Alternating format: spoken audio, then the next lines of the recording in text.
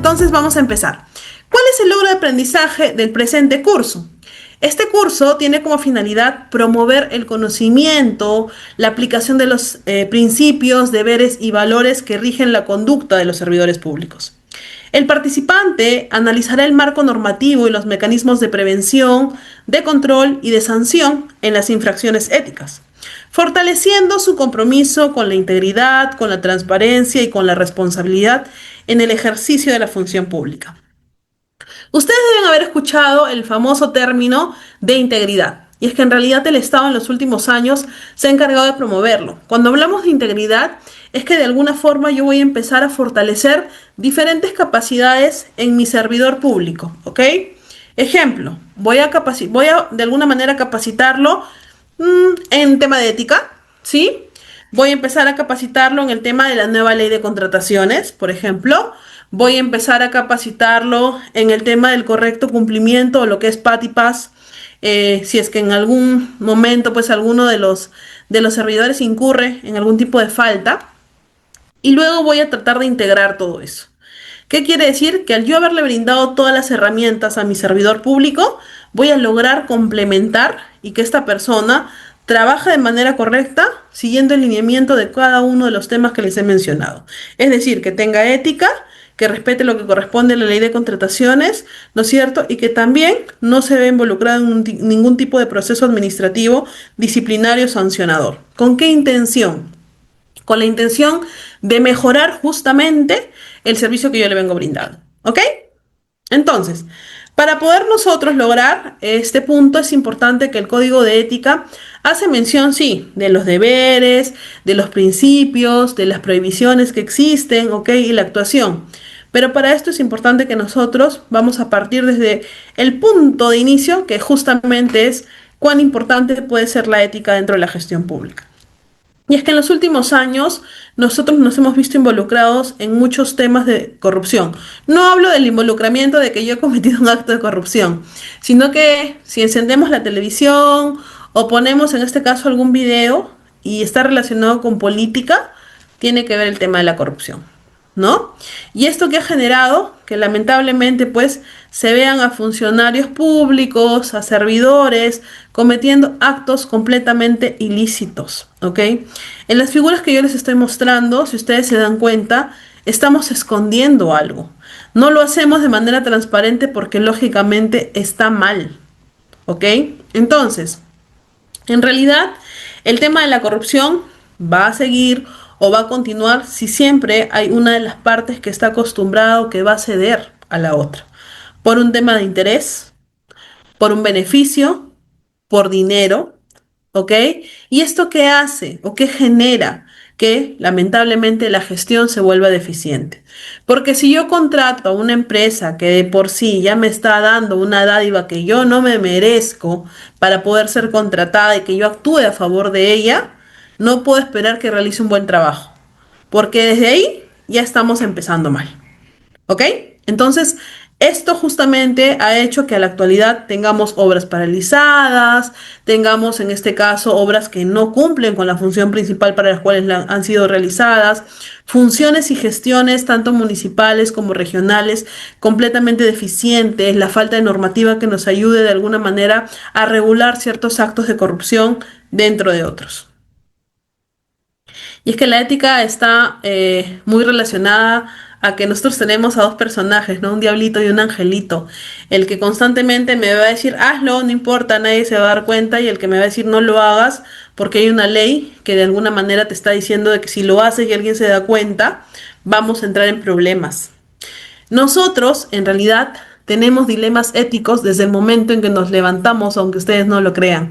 Si nos ponemos a analizar un poquito, los que trabajamos en gestión pública y tenemos un horario de trabajo un poco temprano, particularmente yo ingreso a trabajar a las 7 de la mañana, cuando mi alarma suena, yo ya entré en un dilema ético. Y el dilema está en el siguiente, ¿no?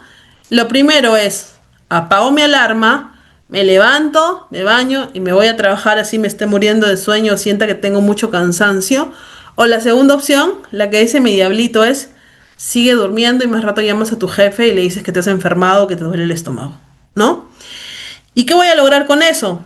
Posiblemente mi jefe me crea, ¿ok? Pero le estoy diciendo una mentira, ¿no? ¿Y con quién me voy a sentir mal? Más que con mi jefe, conmigo misma, porque no es lo correcto lo que voy a hacer.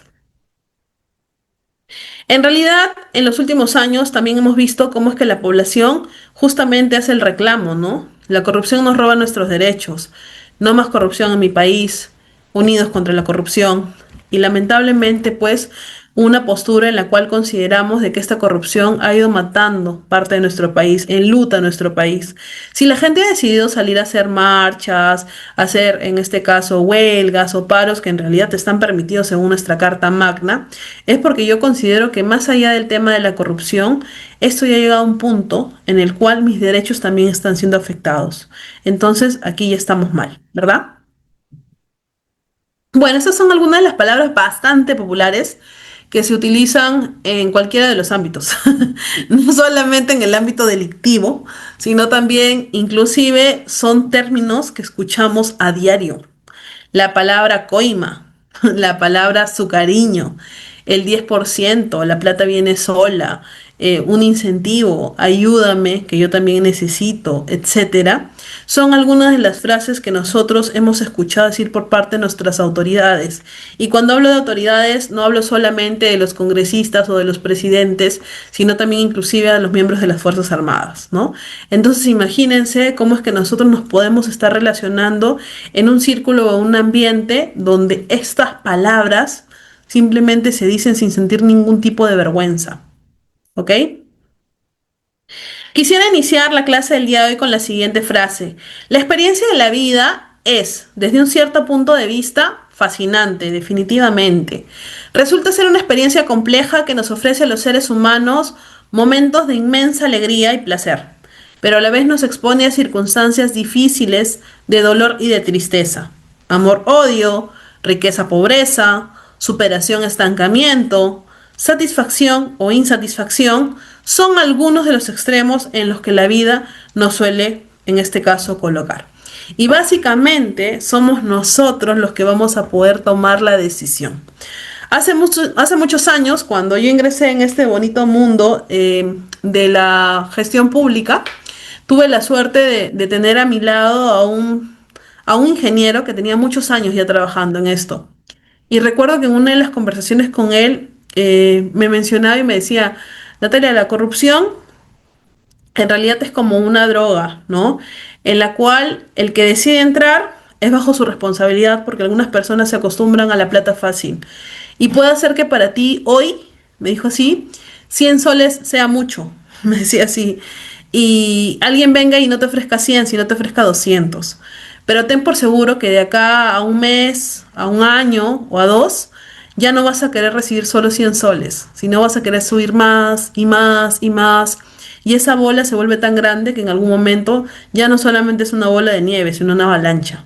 Una avalancha que puede actuar en contra de ti misma.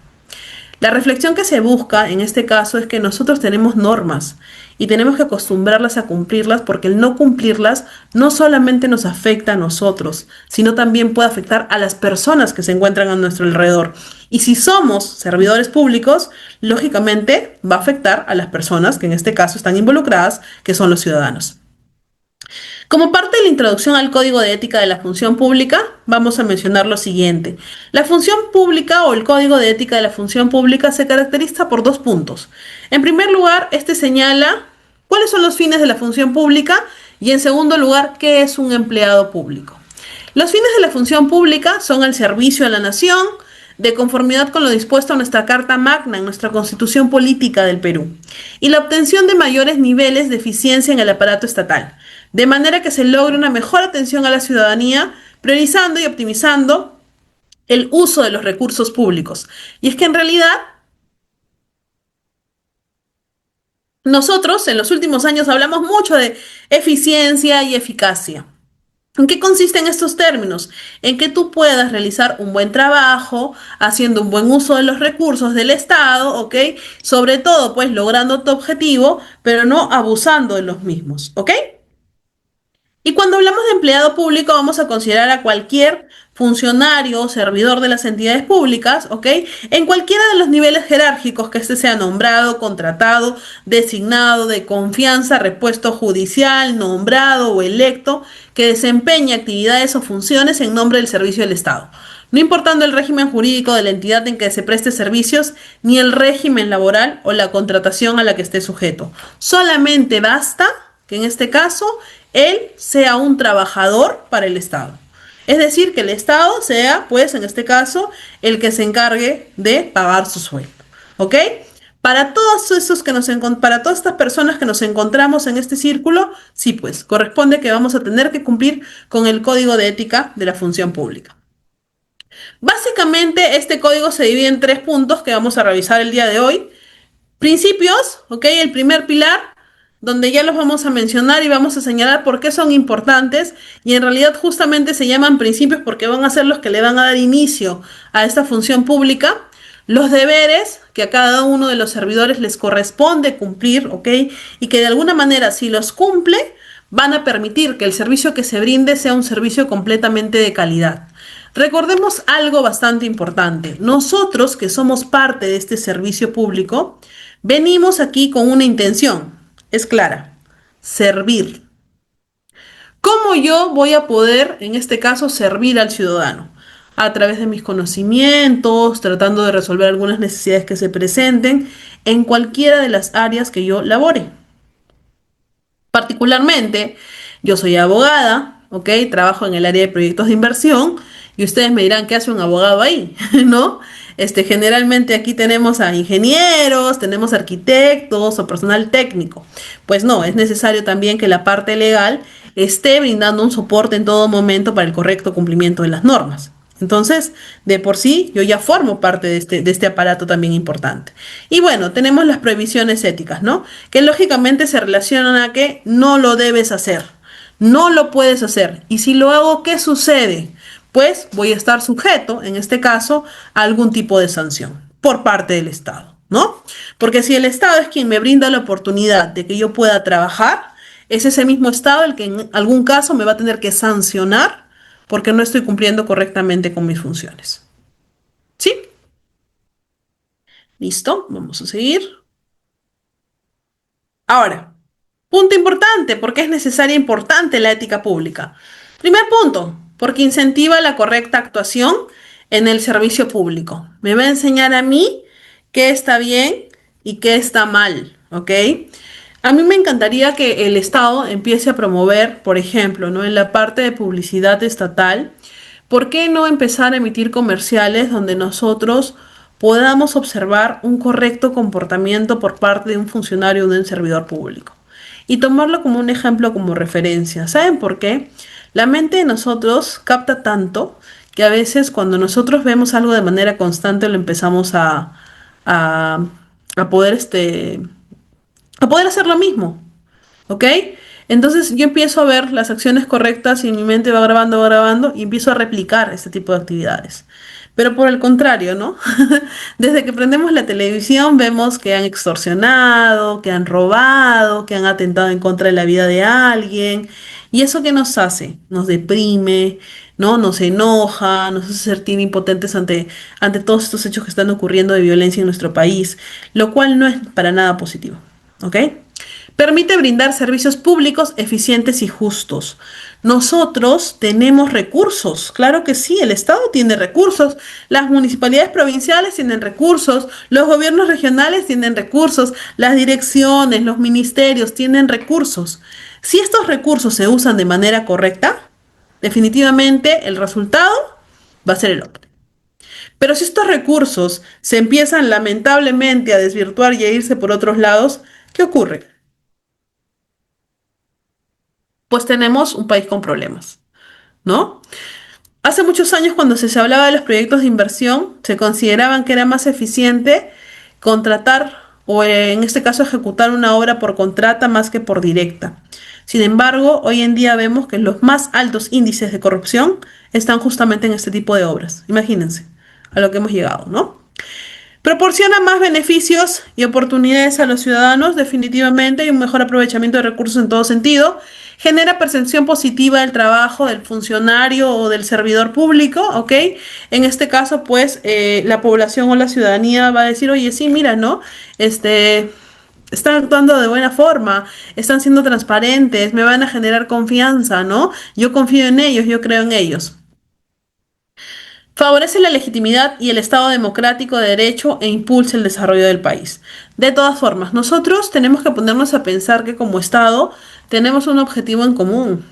Si nosotros revisamos cuál es la visión, cuál es la misión de las diferentes entidades, en realidad, pues la misión es la misma, ¿no? Lograr brindar servicios de calidad, ser un país sin corrupción, que la gente pues de alguna manera lleve mejor la parte de los valores, de la sinceridad, la transparencia, ¿no? Pero estamos encaminados, claro que sí, solamente que le falta poner un poquito de ganas, yo creo, y entusiasmo por parte del mismo Estado para que esto se pueda lograr. Pero no podemos hacerlo si seguimos de alguna manera en la misma línea de la corrupción, ¿verdad? Listo. ¿Por qué es importante contar con un código de ética? Ahora, ojo con algo y aquí les quiero comentar algo en especial. Las entidades del Estado, las entidades públicas, tenemos autonomía administrativa, política y económica. ¿Ok? Hasta ahí todo perfecto. El hecho que yo tenga un código de ética, que sabemos que está dentro de la norma, tiene una ley que lo rige, no quiere decir que yo internamente en mi entidad puedo también tener mi propio código de ética. Claro que lo puedo hacer, pero dentro del parámetro del principal. ¿Ok? No podría ir de ninguna forma en contra de lo que el código señala. ¿Por qué es importante? Porque representa una importante guía de conducta para los funcionarios y también son herramientas que permiten la prevención de la corrupción. Estas normas no solamente buscan prohibir las prácticas corruptas, sino que describen y procuran evitar situaciones que induzcan a la violencia de los deberes de los funcionarios públicos.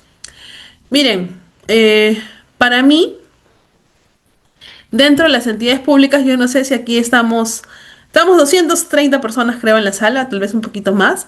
Yo quisiera preguntarles a los que estamos el día de hoy en la sala si alguna de sus entidades en algún momento se ha tomado la molestia de regalarles un código de ética de la función pública, aunque sea en un tríptico, aunque sea en un folleto. No, Luis me dice, Judy también me dice que no.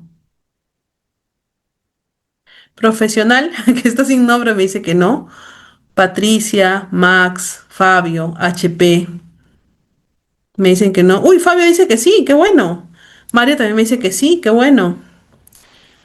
Mauro me dice que es maestro y no. Isidro me dice que no. Bueno, como podemos ver, de 10 de 10 personas, yo creo que 3 nos marcan que no. Perdón, que sí, y 7 nos marcan que no. Lo cual quiere decir que en su mayoría las entidades no vienen implementando esto.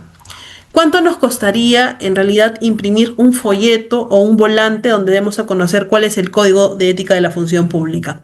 Ya, no tenemos recursos porque estamos trabajando en una política de cero papel.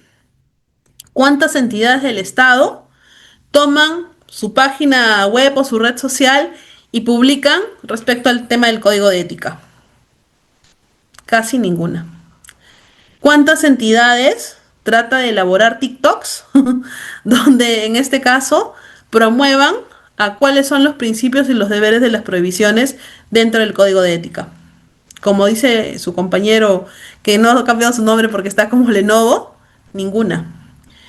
En realidad no nos estamos preocupando como Estado en eso. Como les decía, ¿por qué el Estado no promueve? ¿Qué tan difícil puede sacar una noticia hablando del código de ética? O en este caso sacar una entrevista hablando del código de ética. ¿Ok? Tenemos difusiones internas y externas, es cierto, Ayrton, pero en el detalle, ¿no? El correo institucional que muchos tienen, ¿no?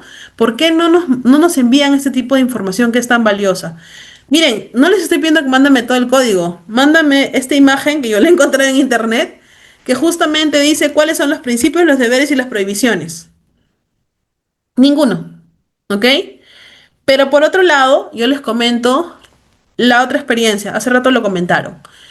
El sector privado.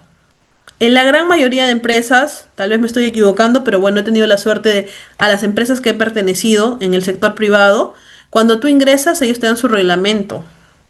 Y en su reglamento te plasman cuáles son sus previsiones, cuáles son tus deberes, cuáles son tus derechos como trabajador y hasta tu vale de beneficios, ¿no? Porque nosotros tenemos como unas cuponeras de beneficios.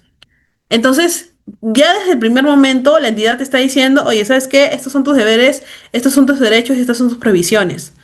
Está en ti cumplirlas y continuar trabajando o simplemente ir en contra de ellas y poder ser sancionado o retirado de la empresa. En el sector público hemos dejado de lado eso, ¿ok? Cuando en realidad deberíamos de trabajar mucho más. El Código de Ética de la Función Pública contiene principios y valores cuyo objeto es guiar a los servidores y funcionarios públicos hacia un desempeño ético de sus cargos, ¿ok? El código establece los principios, deberes y previsiones éticas que rigen para los empleadores públicos. Es lamentable cuando nosotros vemos noticias en el internet donde podemos observar un mal comportamiento por parte de un funcionario público, porque manejó en estado de ebriedad, porque atropelló a alguien y lo dejó desamparado, porque se puso malcriado ante una autoridad como un policía o una fuerza armada, porque le faltó el respeto, lo que hacen en el Congreso, ¿no? Las faltas de respeto entre ellos mismos, imagínense. Supuestamente son nuestros representantes, ¿no? Y están incurriendo en este tipo de faltas. Para esto es necesario que nosotros empecemos a trabajar en uno de los tres pilares que establece justamente este código,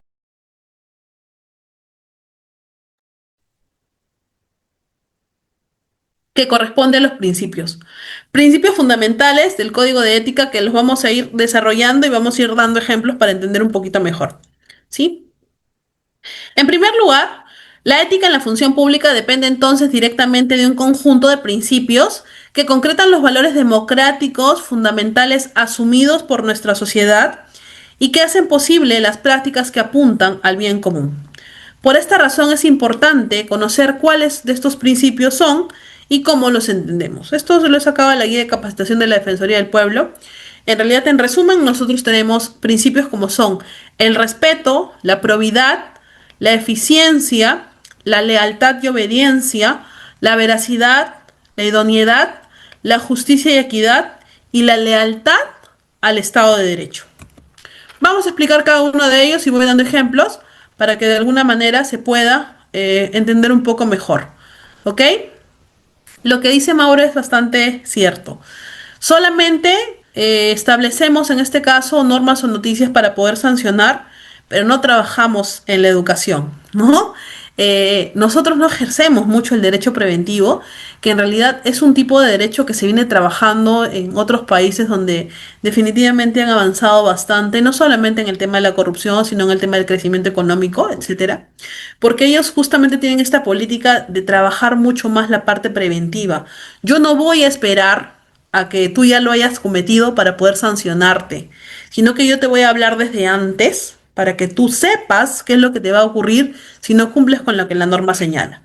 El primero de los principios es el respeto, en el cual se pide que adecue su conducta hacia el respeto a la Constitución y a las leyes en realidad, garantizando que en todas las fases del proceso de toma de decisiones o en el cumplimiento de los procedimientos administrativos se respeten los derechos de la defensa y el debido procedimiento.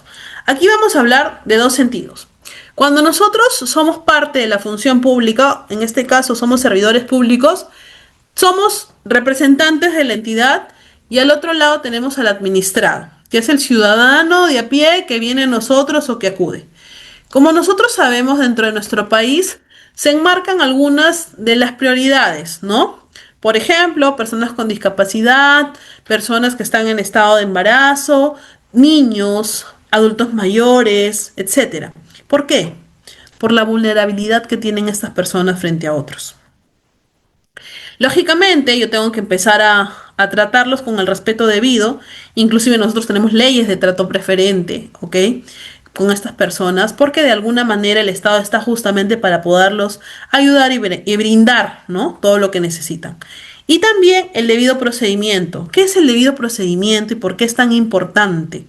Porque nosotros, como parte de este Estado, tenemos que otorgarle al ciudadano todas las pautas, todas las oportunidades posibles para que él pueda ser partícipe de este proceso. Desde el momento en que entrega un documento o hace un requerimiento a una entidad del Estado, yo ya tengo que tener en este caso publicado cuál es el trámite que va a seguir su documento de la persona. Entonces, si en mi TUPA o en mi MAPRO señala de que la persona se le debería dar respuesta en un plazo de 15 días, yo debo de respetar esos plazos y cumplir con todo lo que la norma señala. Ese es el respeto al debido procedimiento. Tenemos que ponernos a pensar algo. Nosotros también somos ciudadanos, ¿no?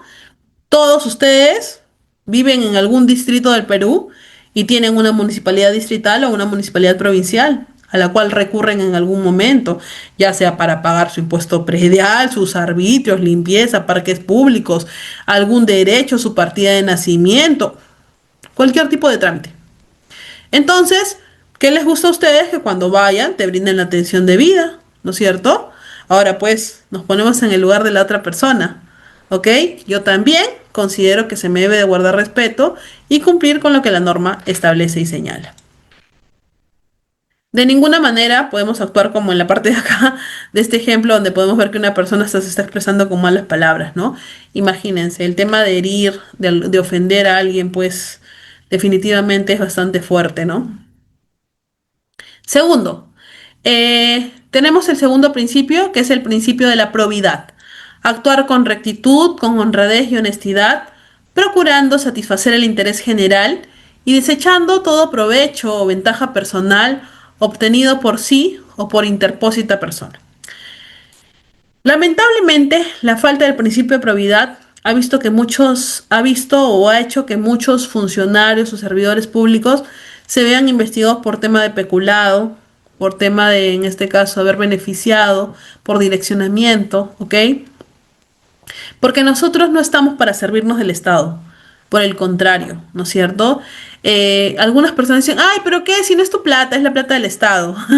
Nos equivocamos, es la plata de todos. Yo no quisiera que mi plata sea mal invertida, ¿no es cierto?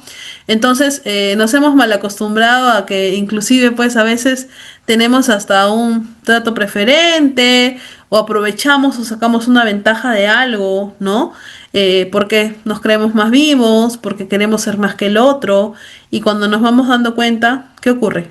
¿No? ¿A quién estamos dañando realmente? Miren, aquí les voy a dar un ejemplo. Yo no sé si ustedes se acuerdan, durante la época de pandemia, ya se acuerdan que había turnos para poder vacunarse, ¿no? ¿Sí? Entonces, en algunas ciudades se dieron las vacunas mucho antes que otras. ¿Y qué pasaba con la gente en la desesperación? Se encargaba pues de falsificar documentos, algunos hacían pasar a sus familias. ¿Y saben qué? Para mí me pareció bastante incómodo porque en este caso, para el tema de las campañas de vacunación, la gente hacía colas desde las 5 de la mañana y yo fui testigo en una ocasión de que, ¿se acuerdan que se podían hacer colas en los vehículos, verdad? Entonces, ya creo que fue para la segunda o tercera dosis. Y yo recuerdo que estaba haciendo la cola para poder ingresar a un parque que había bien grande aquí en donde yo vivo, ¿ok?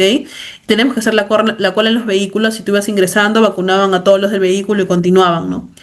Y en eso nos dimos cuenta que había una cola como que era preferencial. Entonces, ponte, yo había estado haciendo la cola desde las 2 de la mañana, para poder ser una de las primeras en ser atendidas.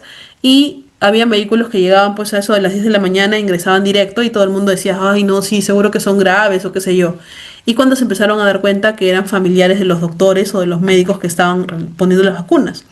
Entonces aquí nos pareció súper injusto y me acuerdo que la gente empezó a pifiar, empezó a gritar y a pedir que se respetara, ¿no? Porque está bien, o sea, el beneficio es para todos. ¿Saben cuál fue la respuesta en este caso que nos dieron? Fue, pero ¿por qué se quejan si hay vacunas para todos? No es que nos quejemos porque no me va a tocar la vacuna, me quejo porque no es justo que de alguna manera yo esté desde las 2 de la mañana haciendo mi cola y venga alguien y simplemente pues acceda a ella sin ningún tipo de escrúpulos, ¿no? Y todavía me indica de que por qué reclamo. Bueno, nos dicen también que Vizcarra, imagínate, ¿no? Fue uno de los primeros con su familia, ¿no? Asegurarse, en este caso, buscar un beneficio propio, ¿no? Luz me dice, eso habrá que enseñar a los familiares de los funcionarios que son los primeros en invocar a un familiar para que sea atendido para su prioridad. Lamentablemente nosotros podemos ver eso, los que tenemos amigos en las postas de salud, ¿no?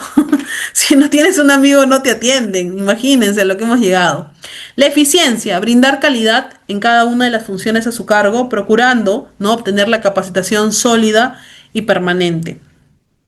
Nosotros no podemos desaprovechar, porque hoy en día el Estado, para mí, sí está invirtiendo o está brindando herramientas de fortalecimiento de capacidades para sus servidores, para sus funcionarios, justamente para poder buscar, ¿no? En este caso, una mejora en la atención, etcétera. Pero muchas veces nosotros, ¿qué estamos haciendo en el trabajo? ¿Qué estamos haciendo en el trabajo? Ay, estoy aburrida, tengo sueño. Agarro mi celular y me pongo a ver el Facebook, ¿no? O me pongo a chatear de algo que no tiene nada que ver con mi trabajo. Empiezo a desperdiciar el tiempo y nos hemos puesto a tomar en consideración algo. El Estado me paga un sueldo por ese tiempo.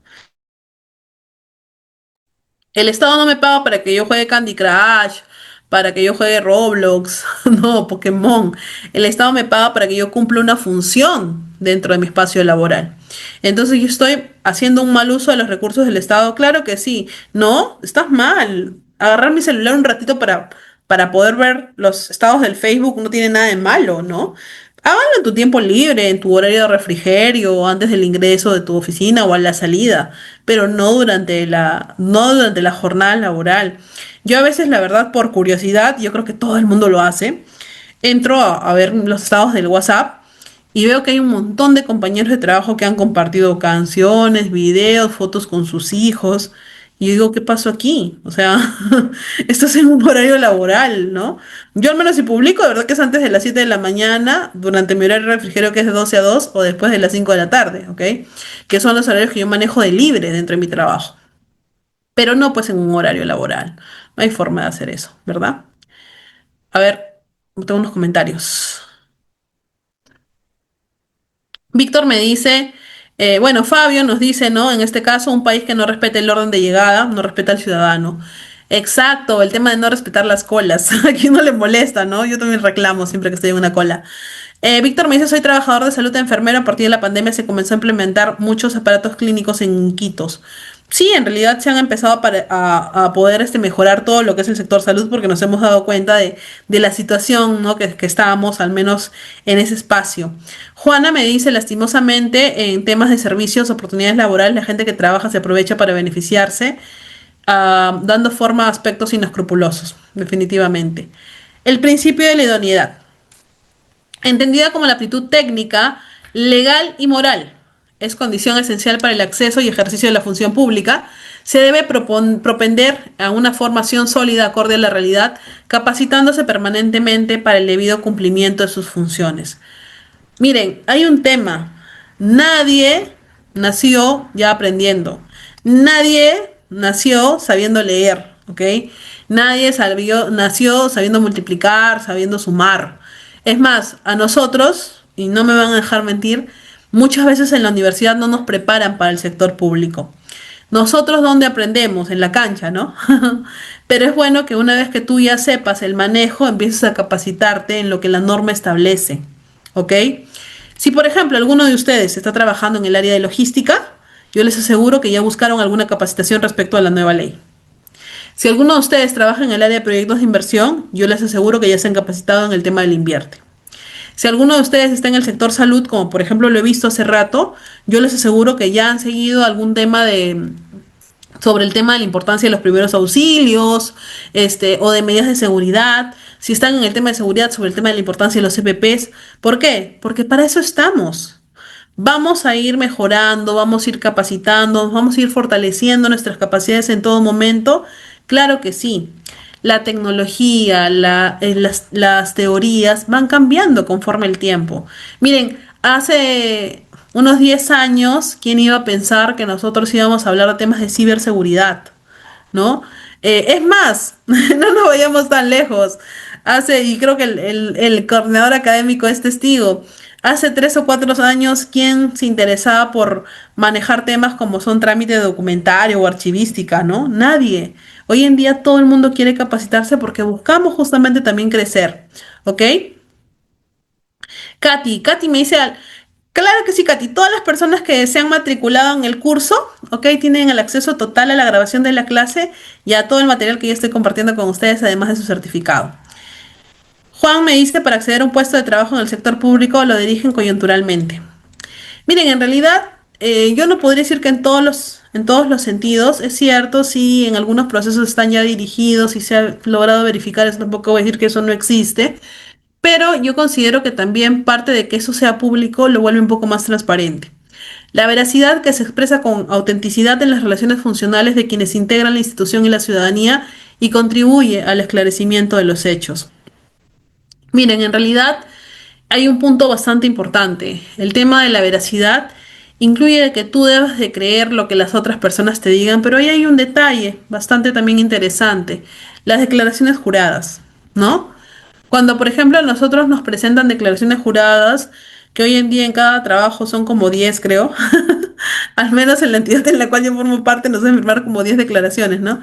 Que no eres familiar del jefe, que no tienes ningún tipo de pariente por el tema de nepotismo hasta el cuarto grado de consanguinidad, que no tienes antecedentes penales, que no tienes antecedentes policiales, que estás en un estado de salud y mental correcto y que puedes realizar actividades, de que te desarrollas en espacios públicos. Uy, no se imaginan la cantidad de declaraciones juradas que nos hacen firmar, que cuentas con las capacidades y la experiencia para poder ser partícipe de ese cargo, etcétera.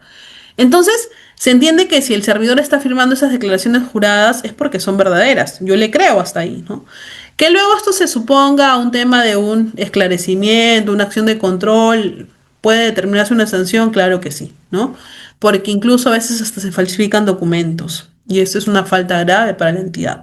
Que inclusive el tema de la falsificación de documentos tiene sanciones como el tema de la inhabilitación, que es una de las sanciones más fuertes, ¿no? Que se dan por parte del Estado. La lealtad y la obediencia. Tiene permanente disposición para el cumplimiento de sus funciones, otorgando a cada quien lo que le es debido, actuando con equidad en sus relaciones interpersonales dentro del Estado y con la ciudadanía en general. No sé si ustedes han escuchado de que durante la época del COVID, no es para reírse, si lo hago es porque es un tema de, qué sé yo, de no sarcasmo, sino que molestia, que se decía que se priorizaba a quienes, o se elegía a quienes iban a poder vivir y quienes no, porque no contábamos con los equipos necesarios para el tema de respiración, ¿no? En muchos hospitales solamente habían como que 3 o 4 galones de oxígeno, estas máquinas que ayudaban a respirar también en escaso, decían que hasta se podía elegir, inclusive hablaban hasta de cobros, porque les soy sincera, yo escuché, ¿no? De que si tu pariente entraba a UCI, cobraban un cierto monto por mantenerlo conectado o no. Entonces, imagínense cómo es que de alguna forma en algún momento se ha llegado a ese nivel de corrupción. Porque eso es corrupción. No estás actuando aquí para lo que tú supuestamente has sido contratado. En el caso de los médicos, imagínense, ellos cuando se les entrega su título, realizan un juramento, al igual que todos los profesionales lo hacemos, de cumplir con tu labor de la manera más justa y correcta posible, ¿no? Entonces el atentar o tomar decisiones que podrían dañar la integridad de una persona, imagínense el punto que se puede llegar, ¿ok? Mauro me dice, ¿qué hace que los empleados públicos no cumplan con el código de ética? ¿Es educación? ¿Es que todo está corrompido? ¿O porque la misma ley no encaja en nuestra sociedad? Mauro, yo considero que es un tema bastante de desconocimiento, ¿ok? No porque el hecho de que nadie sepa que existe un código de ética, sí lo hacen, pero el tema es de que mientras que no lo conozcan, es más fácil que lo incumplan. Esa teoría yo la verdad la he confirmado porque hace tiempo tuve la oportunidad de trabajar en un área donde nosotros capacitábamos al personal indicándole de cuáles eran las sanciones que se le podían imponer si ellos incurrían en ciertas faltas. Y les soy sincera, el nivel de faltas empezó a disminuir. Entonces ahí vimos de que realmente muchas veces tiene que ver con que el personal no está capacitado o no se le indica cuál es una falta o cuál podría ser la repercusión de esa falta. La justicia y la equidad. La justicia viene del término en latín justitia. ¿Qué significa justitia? ¿Alguien sabe? ¿Algún abogado por ahí que esté conectado? ¿Alguien por ahí en el chat? ¿Saben qué significa justitia?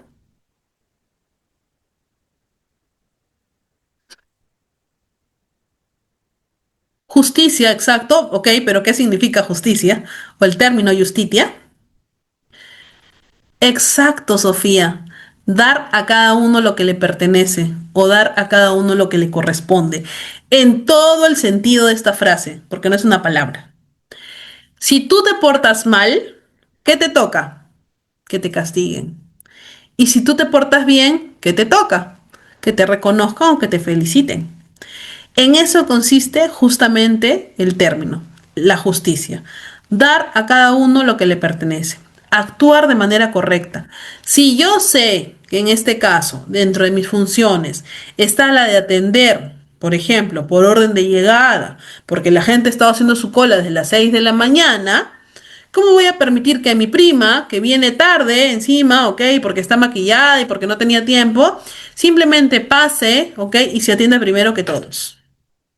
¿No? Entonces, de alguna manera, nosotros tenemos que acostumbrarnos a actuar de manera justa, no solamente con nuestros amigos, sino con nuestros familiares. Mientras que nosotros sigamos pidiendo el favor, este sistema no va a cambiar. Mientras que yo le siga hablando al policía pidiéndole que no me ponga la multa porque no fue mi intención no llevar el cinturón, el sistema no va a cambiar. Mientras que yo le pida a mi amigo que por favor me marque la asistencia por mí, porque yo me voy a ir a una fiesta, el sistema no va a cambiar, ¿ok? Mientras que yo le pida a mi jefe un permiso para algo particular en horario de trabajo, el sistema no va a cambiar. Entonces, no podemos... Es difícil, claro, dificilísimo. ¿Quién de nosotros no se ha visto en la necesidad a veces de hacer una mentidita piadosa en contra del Estado, ¿no? Pero nos ponemos a pensar que mientras que sigamos haciendo eso, el sistema no va a cambiar, va a seguir siendo el mismo. Por gusto hablamos de que no queremos corrupción. Juana me cuenta, las sanciones parecieran que no fueran efectivas, lo digo por un caso en particular, en un gerente, ¿ok? Lo retiró por falsificación de documentos de experiencia laboral, pero lo retiraron de gerencia para ponerlo como consejero del gobernador. Bueno, es que en este caso, pues, como dice Fabio, el famoso padrinazgo se debe erradicar a través de la educación. Exacto. Nosotros, como les decía, no trabajamos una cultura preventiva. Miren, en países como China o Japón, si ustedes, bueno, yo no tengo la suerte todavía de conocerlos, pero si nosotros podemos observar en el TikTok, en el YouTube o en videos que están en las redes sociales, nosotros podemos verificar de que de alguna manera a estas personitas que son niños, desde niños se les inculca el tema de los valores, ¿ya? Los valores en el sentido de que no debes de atentar en contra de nadie. Miren, tengo un familiar que vive en uno de estos países y él me contaba que, por ejemplo, si en la calle a alguien me decía, y no es mentira, porque yo pensé que era mentira, si a alguien se le cae una billetera, nadie la recoge. Nadie. La billetera sigue ahí tirada. Nadie se acerca ni siquiera a ver de quién es, porque esa labor es únicamente de la policía.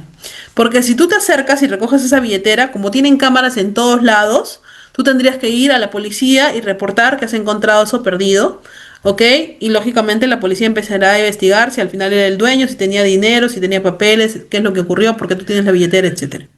Y lógicamente es una pérdida de tiempo y les quita parte de sus labores, ¿no? Entonces, ¿qué hacen? Nadie lo recoge y lo dejan ahí. ¿Para qué? Para que la policía venga y tome acciones en este caso y pueda devolverle eso a su dueño. Y a los niños se les inculca en el tema de respetar las colas, de respetar al prójimo, trabajando esa cultura. Porque los niños definitivamente van copiando lo que ven. Entonces, nosotros no estamos trabajando todavía así. Y mientras que no lo hagamos y no tratemos de inculcarles valores desde pequeñitos, esto tampoco va a cambiar. Actuar con fidelidad y solidaridad hacia todo el personal de la institución, cumpliendo las órdenes que le imparta la autoridad competente, en la medida que reúnan las formalidades del caso y tengan por objeto la realización de actos de servicio que se vinculen con las funciones a su cargo, salvo los supuestos de arbitrariedad o ilegalidad manifiestas, las que deberá poner en conocimiento en todo momento. ¿Ok? Si a mí me dice la Fiscalía de Prevención de Delitos, ¿no? Es que en realidad, como les decía, estas fiscalías o la labor que están haciendo actualmente nuestras entidades, tal vez por la carga que manejan, solamente se están enfocando en la parte de sancionar porque ya el hecho está cometido. Pero todavía no venimos trabajando en la parte preventiva, que es un punto para mí bastante importante. Deberíamos de trabajar más en la parte preventiva que en la parte sancionadora. ¿Ok? Porque miren qué es lo que está pasando con el nuevo código que se pensaba que iba a ser una solución. A todos los mandamos a prisión preventiva, ¿no? ¿Y hemos ganado algo con eso? ¿La delincuencia ha disminuido? ¿Se tienen mejores resultados? Entonces, ¿qué está pasando? ¿Quiénes ahí están actuando mal? ¿El sistema? Tenemos un sistema nuevo que lo hemos copiado de muchos países donde sí funciona. Pero ¿qué sucede? Que justamente cuando copiamos cosas, lamentablemente no se ajustan a nuestras realidades. Y es ahí donde empiezan los problemas. Y también el principio de lealtad al Estado de Derecho. Eh, Doctora, una pregunta, ¿qué es un Estado de Derecho? El Estado de Derecho es el Estado en el cual nos encontramos todos, donde tenemos normas establecidas, donde tenemos una constitución política, donde tenemos lineamientos, donde tenemos un código de ética que sí o sí tiene que ser respetado. Y es más, si están dentro de sus entidades, ustedes tienen también lineamientos internos que cumplir, relacionados al buen comportamiento y a la buena conducta. Eso es un Estado de Derecho, donde todos tengamos que respetar las leyes. Y ustedes me dirán, sí, pero hay leyes que no se deben de respetar. Nuestra constitución también señala de que en realidad nosotros tenemos derechos, ¿ok? Tenemos deberes, pero nuestros derechos llegan hasta donde no afecten los de otras personas, ¿ok? Entonces, el Estado me da, por ejemplo, la posibilidad de libre tránsito. Yo puedo caminar por todos los lugares que quiera de manera libre, ¿ok? Pero eso no quiere decir que yo ande con un spray en la mano grafiteando parte de la ciudad o de un parque o una banca, ¿no? El Estado me otorga el derecho de petición y yo puedo pedir y el derecho de huelga y puedo hacer una huelga, pero eso no me permite que yo ejerza violencia durante esa huelga o durante esa marcha. El Estado me permite que yo como Fuerza Armada pueda ejecutar o pueda encargarme de trabajar lo que es en este caso el orden, ¿no? Dentro de las calles, ¿no? Y los cuidados debidos. Pero eso no me da la posibilidad de que yo pueda hacer abuso de eso y en algunas maneras, pues, cometer, pues, ¿no? Faltas contra el Estado. Denme medio minutito, porque saben que mi laptop no está conectada, por favor. Menos de medio minuto, lo conecto al toque y regreso, por favor. Listo, doctora, no hay problema. Estimados colegas, si aún no te has inscrito a este curso, la inversión es de 20 soles, tendré grabación, materiales de lectura y el certificado que lo emite solamente como organizador el Ilustre Colegio de Abogados de Cañete. A través del grupo de WhatsApp te estamos atendiendo. Gracias.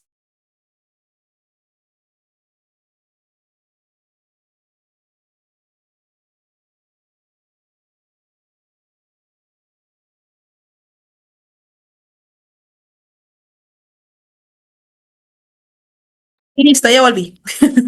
Discúlpenme, no me he dado cuenta que mi laptop no estaba conectada. Ok, entonces, de alguna manera, como les decía, ¿no? El Estado me da normas. Tengo que empezar a cumplirlas, acostumbrarme a cumplirlas, aunque se me haga un poco difícil, ¿sí? En resumen, dentro de los principios que están establecidos en el Código de Ética tenemos al respeto, respetar la Constitución política y sus leyes, la probidad, actuar con rectitud, con honradez y con honestidad en todo momento. La eficiencia, capacitarse permanentemente a fin de poder garantizar la calidad de la función pública. La idoneidad, contar con aptitudes técnicas, legales y morales esenciales para el ejercicio de la función pública. La veracidad, expresarse con autenticidad en las relaciones funcionales con los compañeros y la ciudadanía. La lealtad y la obediencia, actuar con lealtad a los principios y ser obediente a lo dispuesto por la ley. La justicia y la equidad, permanente disposición en este caso para el cumplimiento de las funciones, otorgando a cada uno lo que es debido y actuando con equidad. Y la lealtad al Estado de Derecho, ¿no? Un funcionario de confianza, en este caso, debe tener lealtad a la Constitución y al Estado de Derecho, que incluye a todas las normas que en este caso nuestro gobierno nos da, ¿sí? Nuestra entidad nos da en el tema interno. Tenemos el código de ética, tenemos la ley Servir, todos los lineamientos que van a involucrar pues parte del trabajo que venimos desarrollando. ¿Sí? A ver. ah, a ver. Juana nos dice, sonar a extremos si se demuestra la culpabilidad del funcionario o servidor público, las sanciones deben ser drásticas y efectivas y en caso esté en proceso de investigación, debe quedar vetado laboralmente en el sistema. En realidad sí, hoy en día yo creo que con el tema de los antecedentes en el Registro Nacional de Sanciones del Servidor Civil ya de alguna forma es un filtro que se va dando para que no puedan laborar en el Estado, en este caso, hasta que se levante la sanción o hasta que se compruebe que efectivamente no han sido los culpables, ¿no? Durante un debido procedimiento.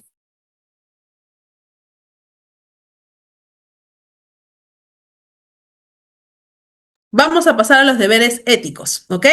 Ya hemos visto los derechos, ahora vamos con los deberes. Por ahí una persona nos decía que el código es antiguo. En realidad sí, en realidad el código no ha sido actualizado, pero es que si ustedes se han dado cuenta, tampoco es de que no esté tan de acuerdo con la realidad, ¿no? Muchos de estos principios, estos deberes, sí o sí deben de aplicarse, ¿ok? Dentro de los deberes de la función pública tenemos a la neutralidad, que se relaciona justamente con la justicia, que hace rato les hablaba, la transparencia, el poder brindar información en este caso y hacer pues que la población confíe en ti, el ejercicio adecuado del cargo, la responsabilidad, el uso adecuado de los bienes del Estado y la discreción, ¿sí? La neutralidad. Debemos de actuar con absoluta imparcialidad política, económica o de cualquier índole en el desempeño de sus funciones, demostrando independencia a las vinculaciones con personas, partidos políticos o instituciones. Y aquí pues un tema de unos medicamentos, y ustedes miran que tiene que ver esto con, con la neutralidad, ¿no? Tiene que ver a que, por ejemplo, cuando nosotros ejecutamos lo que corresponde a contrataciones públicas del Estado, de ninguna manera podemos direccionar ningún tipo de proceso. Se tiene que actuar de manera neutral. Y hace rato les mencioné, les decía, ¿está relacionado con la justicia? Claro que sí, ¿no? El darle a cada uno lo que le pertenece. Ser neutral no es fácil, de verdad. Es más, yo considero que es uno de de las formas en las cuales nosotros mismos podríamos pensar cuán difícil puede ser tomar una decisión ante un dilema ético, ¿no?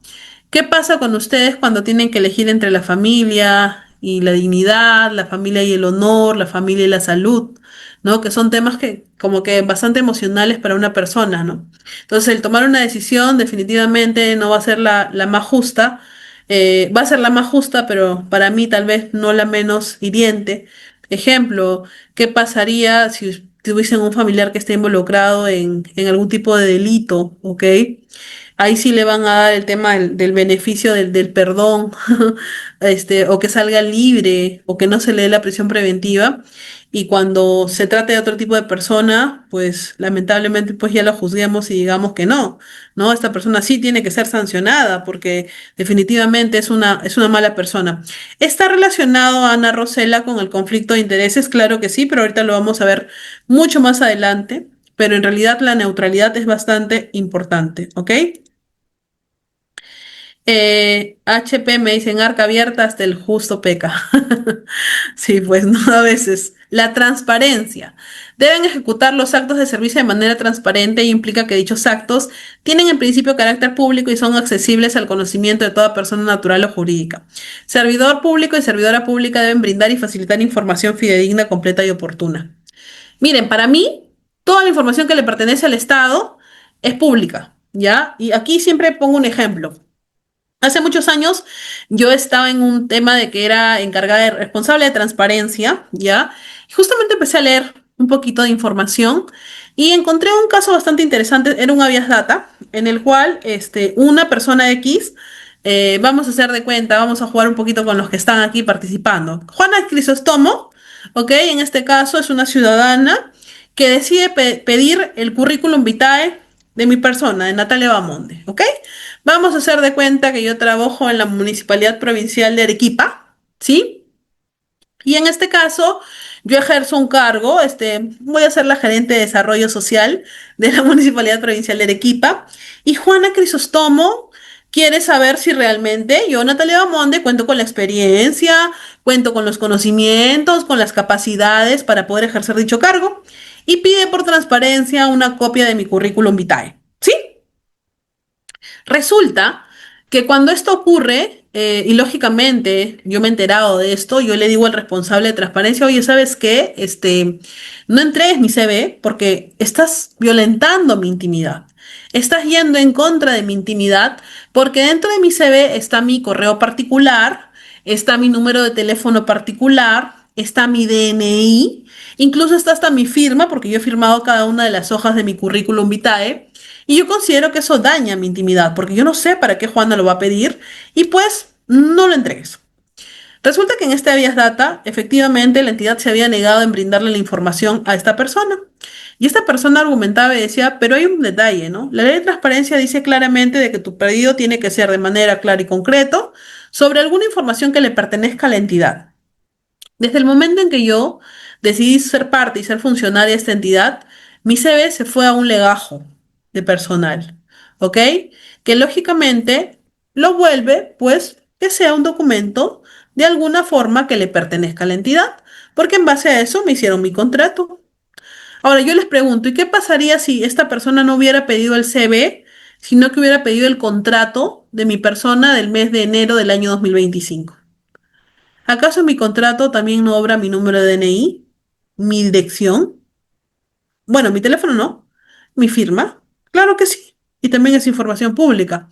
Entonces, un poco que se contradecía, bueno, al final, lógicamente, la vía data otorga de que se le entregue la copia del CV y que se proceda a tachar o a oscurecer la parte que correspondían a los datos que el funcionario no quería entregar. Otro punto, otro vía data bastante interesante.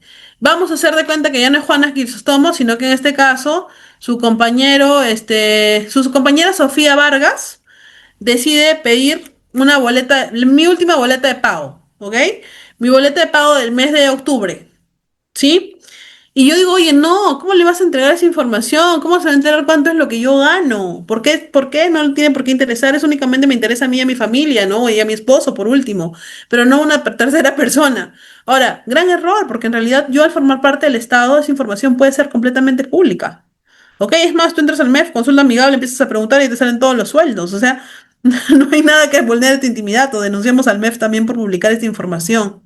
Entonces, de alguna manera, se entiende por transparencia toda la información que puede contar dentro de la entidad o que haya sido entrega, utilizada o creada por recursos públicos. ¿Qué información no podríamos nosotros brindar? Información que definitivamente vulnere la intimidad de una persona, como lo sabemos que es, por ejemplo, en el caso de los procesos penales, ¿no? De violación, que no se revelan los nombres de las personas involucradas. En caso de que sean temas que, por ejemplo, puedan atentar en contra de la seguridad del país, como planes de acción del ejército, de la policía antimotines, etcétera. En esos casos. Pero si no, no tengo ningún tipo de inconveniente que se pueda ser publicado. La discreción. Debe guardarse reserva respecto a hechos o informaciones de los que tenga conocimiento con motivo o en ocasión del ejercicio de sus funciones, sin perjuicio de los deberes y las responsabilidades que le corresponden en virtud de las normas que regulen el acceso y la transparencia a la información pública. Hace rato se los he mencionado. El tema de que mi sueldo no quiero que sea público, que nadie sepa cuánto es lo que gano, que nadie sepa dónde vivo, que nadie sepa cuál es mi DNI, que, no, que nadie sepa cuántos años tengo, porque a una dama nunca se le pregunta la edad. Entonces, son cosas, son temas superfluos que en realidad para mí no tienen ningún tipo de importancia. O sea, desde el momento en que tú prácticamente ingresaste al sector público, no es que tu vida tampoco va a ser pública, porque eso está en los perfiles o en las redes sociales, ¿no? Sino que de alguna manera se vuelve información que también le pertenece a la entidad y que si alguien lo pregunta o si alguien quiere saber, yo no creo que sea con la intención de acosar a la persona, sino de, como dice su compañero Lenovo, una persona que no cumple con el perfil. Quiero saber, ¿no?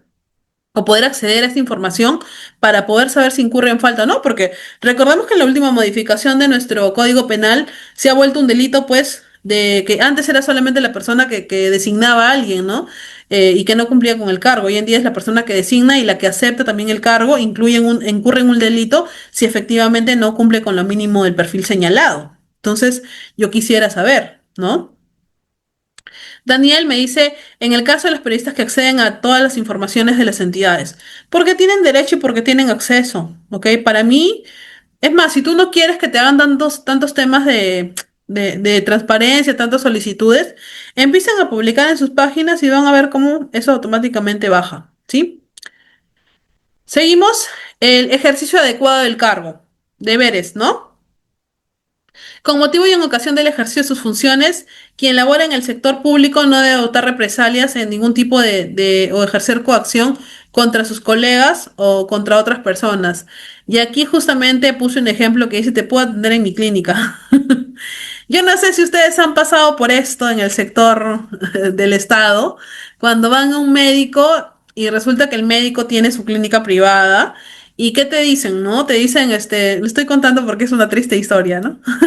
Entonces, te dicen, ¿sabes qué? Mira, de acá no tengo cita, de acá a 3 meses, pero como tu tema es urgente, yo te recomiendo que acá está mi tarjetita y esa es mi dirección, mi teléfono, puedes llamar y sacar una cita con mi secretaria y yo creo que ahí te voy a poder, atender con mayor paciencia, ¿no? Entonces, imagínense, ¿no? Y entrar en esto, ¿dónde queda el ejercicio de vida del cargo? Pero ¿qué pasa? Estoy cumpliendo con mi labor, solamente le doy un consejito que por ahí es que de alguna manera yo lo puedo atender mejor en mi clínica y hay mucho más espacios, este es mucho más cómodo, el tiempo de espera es menor, ¿ya? Claro que tiene un costito adicional, ¿no? Pero vale la pena el esfuerzo, ¿no? Imagínense, ¿ok? No, Juana me dice, el extracto bancario de la entidad pública se puede facilitar al que solicita la información. Mira, hay un punto ahí, Juana. La ley de transparencia te señala claramente que tú lo único que puedes pedir son copias de algo que ya esté producido o de alguna manera que haya sido emitido por la entidad, ¿ya? Si, por ejemplo, dentro de la misma entidad existen extractos bancarios de la cuenta número tanto de la entidad, que tú sepas que es un reporte mensual, no es necesario que pongas tampoco el número del recibo, pero podrías ponerle, ¿no? Solicito copia del extracto bancario correspondiente al mes de octubre de la Municipalidad Provincial de Arequipa, eh, con la cuenta relacionada a cuenta en el Banco de la Nación, etcétera, ¿no? Y poner tal vez la fuente. Si la entidad tiene eso tal cual, te lo puede brindar. Lo que tú no podrías pedirle, por ejemplo, Juana, es, ya, quiero que me entreguen un resumen en un informe técnico detallado sobre todos los extractos bancarios emitidos en el 2025, porque ese informe no existe, ¿ok? Ahora, tampoco es necesario que le pongan, necesito el informe 15-2025-MCPD, no. O sea, yo podría pedir copia del informe correspondiente al mes de enero de tal, emitido por el gerente general, ¿ya? Y me lo tendrían que entregar. O sea, lo más específico que yo sea en comunicación, no hay ningún problema. Pero lo que yo no le puedo pedir a la entidad es que me elabore algo, porque eso no se encuentra dentro del marco de la ley de transparencia.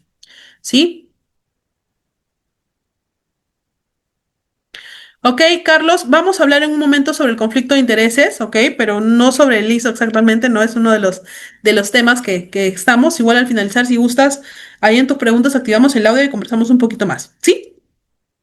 Siguiente deber, el uso adecuado de los bienes del Estado. Debe proteger y conservar los bienes del Estado, debiendo utilizar los que fueran designados para el desempeño de sus funciones de manera racional, evitando su abuso, derroche o desaprovechamiento, sin emplear o permitir el empleo de los bienes del Estado para fines particulares o propósitos que no sean aquellos para los cuales se hubieran sido, en este caso, específicamente destinados. Y acá podemos observar una foto donde dicen, hacemos una fiesta en el consultorio vacío, ¿no? Yo no sé si ustedes se acuerdan que el año pasado, no, en el tiempo de pandemia, me acuerdo que fue que de alguna forma se dio una fiesta, creo, dentro de una posta de salud, que cerraron la posta y todos estaban adentro tomando, bailando, con full música, porque era el aniversario de la posta, creo, ¿no? Imagínense, ¿no? O sea, llegar a este punto.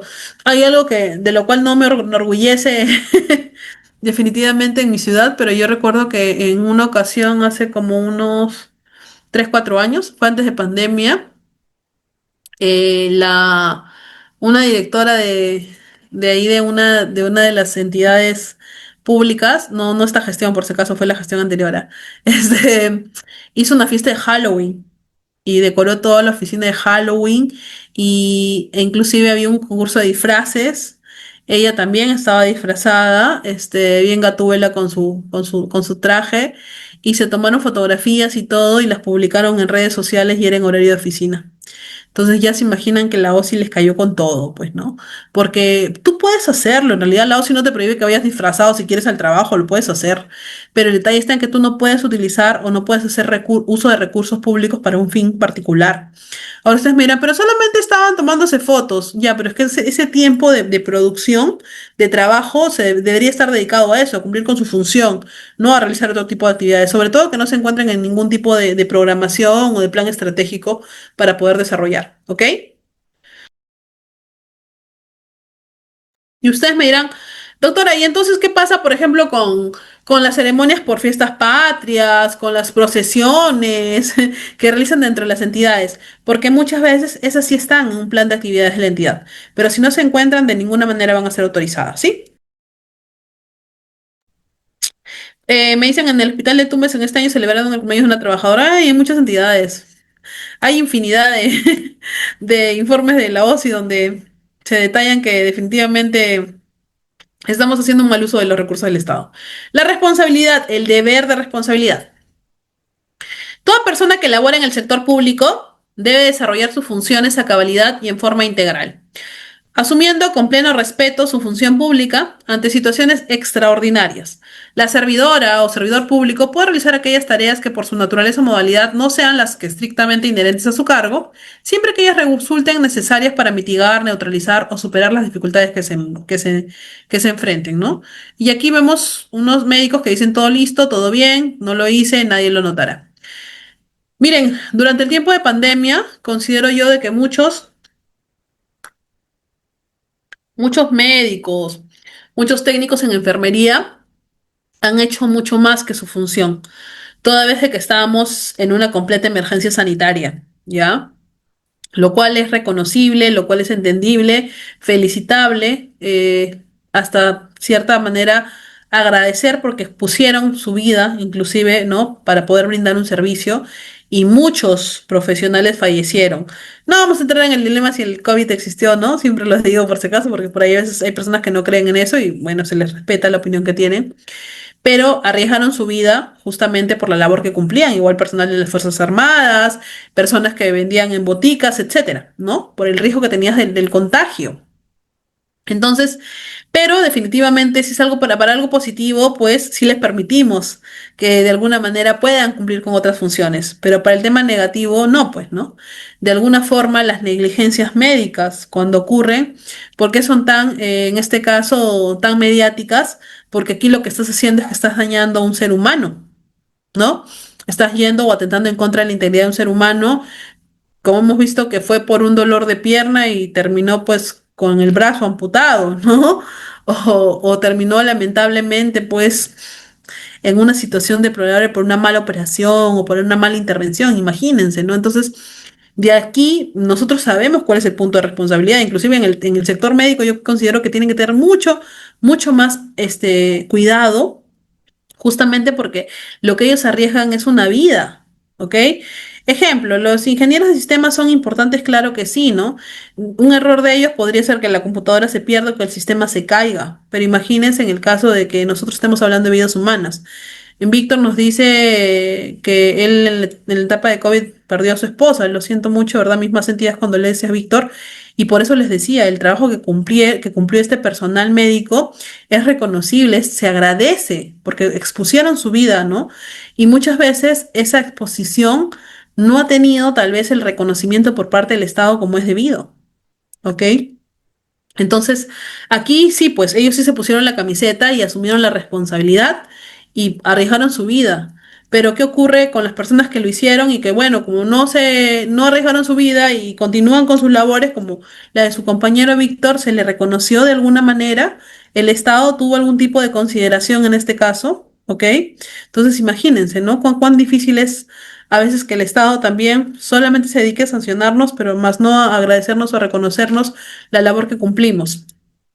En resumen, Dentro de los deberes en este caso que establece pues nuestro código de ética, tenemos el de la neutralidad, actuar con absoluta imparcialidad e independencia, la transparencia, brindar información fidedigna, completa y oportuna, el ejercicio adecuado del cargo, no tomar represalias ni coacción contra los servidores públicos, la responsabilidad, desarrollar sus funciones a cabalidad y en forma integral, y el uso adecuado de los bienes del Estado, proteger y conservar los bienes del Estado, haciendo un uso racional de ellos, y la discreción, guardar reserva de información sobre hechos o información de la institución. ¿Ok?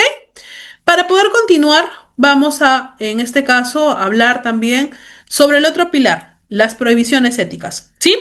En el sector público, del servidor público y la prevención, en este caso, también de la corrupción.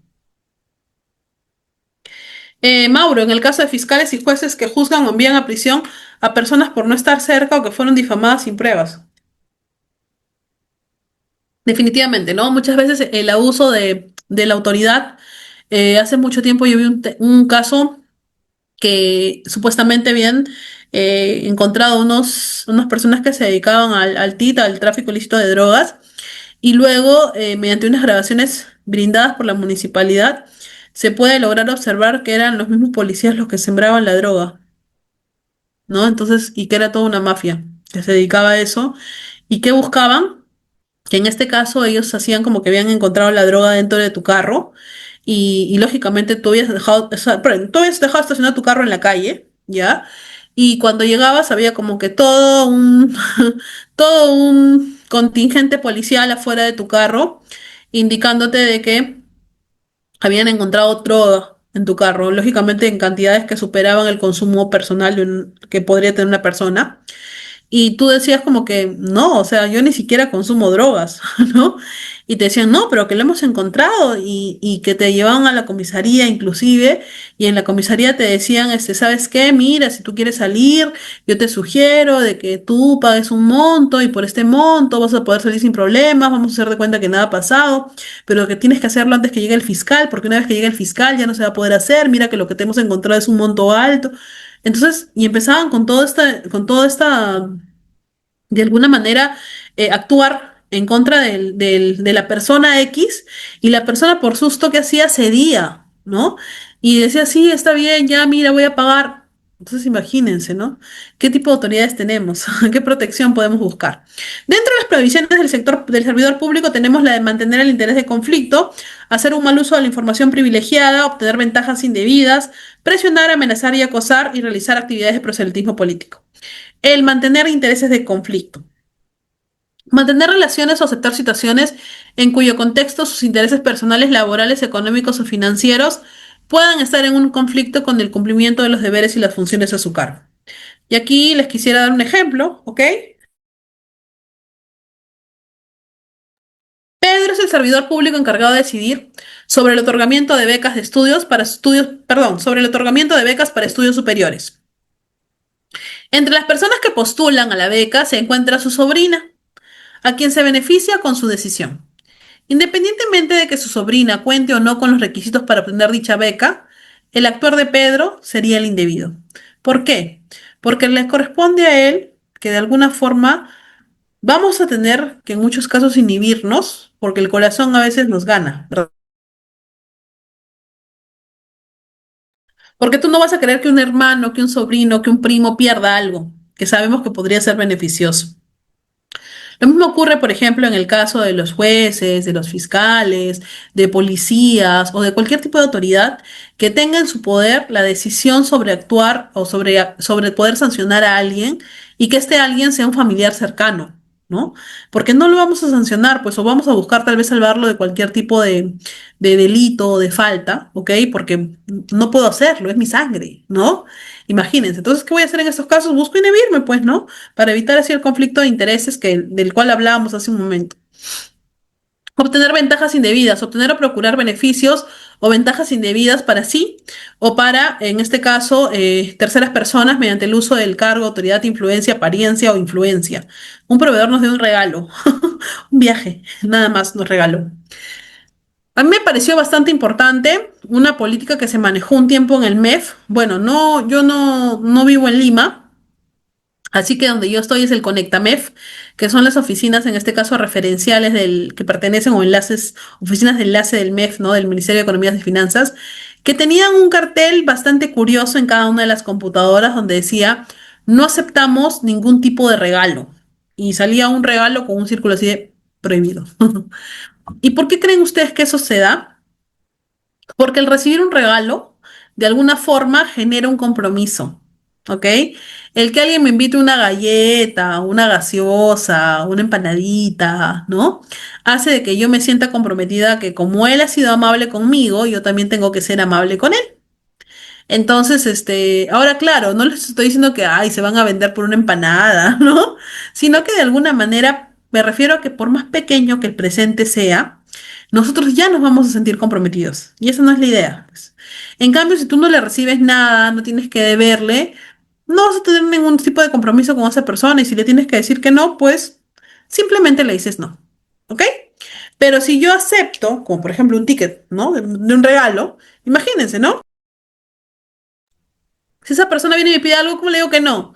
Hasta ya, ¿sabes qué? Ya sí, está bien, ya toma, pero que sea la última vez. A la próxima, por favor, no me regales nada, ¿no? ¿Podré con eso? Bastante difícil, ¿no? ¿Ok? Lo que me dice Xiaomi me hace reír. Sí, Xiaomi, definitivamente hay gente de todo, ¿no? Pero sí, a mí también me han dicho, ¿no? Mi desayunito, tengo hambre, ya se siente el hambre, ¿no? Y yo le digo, perdón, ¿no? Pongo mi cara de molestia y le digo, perdón. Ah, no, estoy bromeando. No, ya, qué bueno, ¿no? Entonces, porque no nos acostumbremos. Es malísimo hacer eso. Realizar actividades de proselitismo político. Uy, estamos en un año preelectoral, ¿no? El próximo año son las elecciones, en este caso en las municipalidades, en los gobiernos regionales, y ya se imaginan, pues todo lo que va a empezar, ¿no? Está prohibido realizar actividades de proselitismo político a través de la utilización de sus funciones o por medio de utilización de infraestructura, bienes o recursos públicos, ya sea a favor o en contra de los partidos o organizaciones políticas del Estado o candidatos. El ponerme un polo haciendo campaña, ¿ok? El imprimir volantes, el andar con mi megáfono diciendo voten por el uno, poner almanaques grandotes y afiches por un candidato, ya me hace que yo esté haciendo proselitismo político y que está terminantemente prohibido. Hacer mal uso de información privilegiada, ¿ok? En este caso, nosotros como parte del Estado contamos con información privilegiada, claro que sí.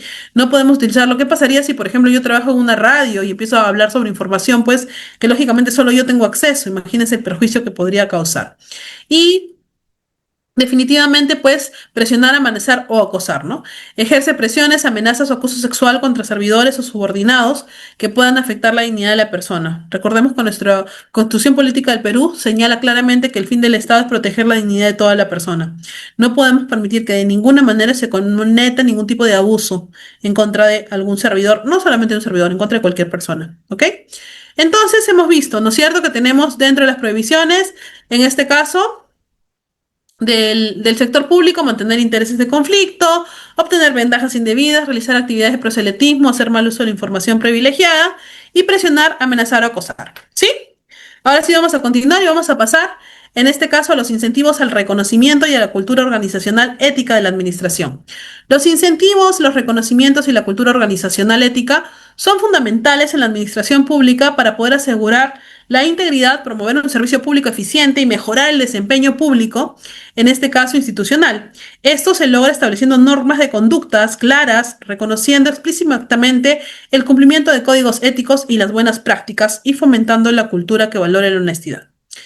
El artículo 9, justamente del Código de Ética, habla de que el órgano de la alta dirección de cada entidad ejecutará en la institución de su competencia medidas para promover la cultura de probidad, transparencia y justicia. Y además, en este caso, está encargado de difundir el código de ética, diseñar, establecer, aplicar y difundir los incentivos y estímulos de los servidores que cumplan con los principios, con los deberes y con las obligaciones del código y respeten sus prohibiciones y desempeñar o desarrollar campañas educativas sobre las sanciones para los servidores públicos que tengan prácticas contrarias. Ojo con algo. Esto está señalado hace muchos años en nuestro código de ética. ¿Qué quiere decir? Que si ustedes gustan y tienen la posibilidad, notifíquenle esto a sus altas direcciones y díganles claramente cuáles son sus funciones. Si no están cumpliendo con esto, que empiecen a imprimir volantes, que empiecen a producir en redes sociales, a generar TikToks, a mandar a los correos institucionales. Cuáles son los principios, cuáles son los deberes, cuáles son las prohibiciones y hasta las sanciones que se pueden recibir por no cumplir lo que señala nuestro código. Ahora, en realidad los incentivos y los reconocimientos tienen como principal función eso, reconocer. Si tú cumples correctamente, te vamos a reconocer con tal premio o te vamos a incentivar. No te estoy comprando, no te estoy condicionando, estoy tratando de promover que tú cumplas con lo que señala la normativa. ¿Cómo podemos incentivar? Podemos incentivar en este caso y reconocer por niveles de desempeño laboral. Podemos fomentar una cultura organizacional orientada al servicio al ciudadano, desarrollar un clima organizacional que favorezca el cumplimiento de objetivos institucionales, recompensar comportamientos, modelos que se encuentren acorde a los valores institucionales y principios éticos, incentivar los aportes de mejora interna y su aplicación institucional. Y la cultura organizacional es el conjunto de valores y principios que guían el comportamiento de los empleados y la toma de decisiones en la administración pública. Su importancia radica en que genera confianza entre las instituciones del Estado y la ciudadanía, fortalece la integridad de los servidores públicos y asegura que la gestión pública sea eficiente, eficaz y orientada al servicio de los ciudadanos. ¿Cómo se relacionan? Seamos sinceros. Cuando tú haces algo en el trabajo, ¿te gusta que te aplaudan? ¿Te gusta que te reconozcan? Que te entreguen tu acto resolutivo, tu galvano, tu cuadrito, tu mochila o tu bolsa, donde te digan gracias por lo que has hecho. Claro que sí. Yo creo que es bastante difícil que alguien me diga que no, a mí no me interesa eso. Es bastante difícil. Porque todo esfuerzo que nosotros hacemos por mejorar, en este caso, la calidad de servicio, por mejorar el ambiente laboral, por mejorar la función que yo vengo cumpliendo, para mí debe ser reconocida por la entidad. ¿Ok? La entidad debe sentirse agradecida de contar con buenos elementos, porque no todos tienen esa oportunidad. Entonces, es bastante importante que dentro de esta cultura organizacional que se maneja, se busque incentivar, promover, felicitar, reconocer al trabajador que cumple correctamente con sus funciones. Aquí les he puesto normas relacionadas, pero en realidad son normas que ustedes podrían trabajar dentro de sus entidades para el tema de los reconocimientos. Tenemos el Decreto Supremo 138/2014 que aprueba el reglamento de compensaciones de la Ley de Servicio Civil. El Decreto Supremo 92 que aprueba la Política Nacional de Integridad y Lucha contra la Corrupción, bueno, para conocimiento. Tenemos el Decreto Supremo 42/2018 que establece medidas para fortalecer la integridad y la lucha contra la corrupción, ¿ok? Tenemos el Decreto Supremo 44/2018 que aprueba el Plan de Integridad y Lucha contra la Corrupción y la Resolución Suprema 120 que aprueba lineamientos para la selección y reconocimiento del empleado público que destaquen el cumplimiento del Código de Ética de Función Pública. Imagínense. Si yo quiero saber en qué me voy a basar para entregar un reconocimiento, aquí ustedes lo tienen, ¿ok? De la PCM. Entonces, desde ya el Estado sí cuenta con lineamientos que tratan de promover la correcta aplicación o el correcto cumplimiento del código de ética. ¿Sí? Ahora vamos a una parte bastante interesante que habla sobre los procedimientos y las infracciones y las sanciones. Tenemos prohibiciones éticas, hace rato las hemos mencionado, ¿no? En primer lugar, dentro de las que hemos señalado, y algunas más, mantener intereses en conflicto, obtener ventajas indebidas, realizar actividades de proselitismo político, hacer mal uso de la información privilegiada, presionar, amenazar o acosar, ingresar en estado de ebriedad, imagínense. Ahora, cuando nosotros hablamos de sanciones, el mismo Código de Ética, en su artículo 10, nos señala algo bastante interesante y nos dice, la transgresión de los principios y deberes establecidos en el capítulo único y prohibiciones señaladas en el capítulo 3 de la presente ley se considera una infracción del presente código, generándose responsabilidad posible de sanción. El reglamento de la presente ley establece las correspondientes sanciones para su graduación, se tendrá presente las normas de carrera administrativa y el régimen laboral aplicable en virtud del cargo que desempeña, en este caso, función desempeñada. Las sanciones aplicadas por la transgresión del presente código no exime de las responsabilidades administrativas, civiles y penales establecidas en la normativa. Como una de estas, tenemos a la obligación de comunicar la transgresión al código. El artículo 11 señala que todo servidor público que tenga conocimiento de cualquier acto contrario a lo normado por el presente código, tiene la obligación de informar a la Comisión Permanente de Procesos Administrativos Disciplinarios de la entidad afectada o del órgano que haga sus veces para la conducción del respectivo proceso bajo responsabilidad. En el artículo 12 nos dice que las entidades públicas aplicarán contando con opinión jurídica previa la correspondiente sanción de acuerdo al reglamento de la presente ley y del decreto legislativo 276 y su reglamento cuando corresponda y a sus normas internas. El artículo 13 nos habla de que, en este caso, el registro de sanciones amplíese el contenido del Registro Nacional de Sanciones de Destitución y Despido, establecido en el artículo 242, y dice que el registro deberá de contener los datos personales del servidor, la sanción impuesta, el tiempo de duración, la causa de la misma en este caso, ¿no es cierto? La inscripción en el registro tiene la duración de 1 año contado desde la culminación de la sanción. Y es que en realidad nosotros tenemos pues que de alguna forma empezar a acostumbrarnos a sancionar. No es que yo sea malo, que sea un mal compañero, que le tenga envidia, ok, que no quiera que él progrese, no. Si alguna persona incurre en alguna falta, no solamente está dañándose a él, sino está dañando a la entidad de la cual yo formo parte, que de ninguna manera voy a permitir que esto ocurra. Entonces, yo cuento con los mecanismos que me permiten y me autorizan que yo pueda reportar este tipo de actitudes, ¿ok? Fátima nos dice, trabajo en una institución pública, pero en vez de incentivar a los trabajadores, nos han quitado nuestros pactos colectivos.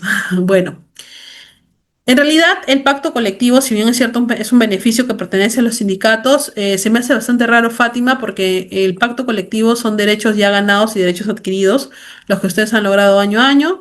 Te sugiero que vayas a la dirección de trabajo, que hay un área competente respecto al tema de pactos colectivos y procedas a accionar, porque eso sí es una materia conciliable, al menos en el tema de pactos colectivos, ¿ok? No pueden hacer eso, sí se considera como un abuso de autoridad, si no tomen las acciones correspondientes. La ley de Código de Ética de la Función Pública es supletoria a las leyes, reglamentos y otras normas de procedimiento existentes. En caso de infracciones de la ley de Código de Ética, rige de carácter residual, es decir, se aplica la ley del servicio civil. Ahora, yo les comento algo bastante interesante. Esto lo dice la resolución de la Sala número 6/2020 de Servir, el Tribunal de Servicio Civil. Cuando en la ley Servir se comete, bueno, hay un detalle con la ley Servir, ¿no? Como nosotros sabemos. La ley Servir solamente va a ser 100% aplicable para las entidades que hayan hecho un tránsito a la misma. Pero en una de sus disposiciones transitorias señala que la única parte que va a empezar a activarse ya desde el momento de la publicación de la ley es la parte que corresponde al procedimiento administrativo disciplinario, donde justamente se habla sobre las faltas disciplinarias, ¿ok? Y en este caso, la ley Servir recoge que tanto en la ley como en su reglamento, en adición al texto, se remiten las faltas reconocidas al Código de Ética de la Función Pública, indicando que se procederán de acuerdo a las reglas de procedimiento del PAN. El procedimiento de la Ley de Servicio Civil también será aplicable a toda falta administrativa creada por el legislador en normas de rango de ley. Recordemos que la ley es la norma transversal a todo el sistema, en este caso administrativo de la gestión de los recursos humanos, en aquellos aspectos como el PAT, que no se encuentren reservados en modo exclusivo al régimen de la Ley 30.057, ¿ok? Se señala también que las faltas pueden ser leves, ¿no? Y aquellas, según su gravedad, pueden ser sancionadas con suspensión temporal o destitución, ¿sí? Un ejemplo, prestamos atención a esta pantalla.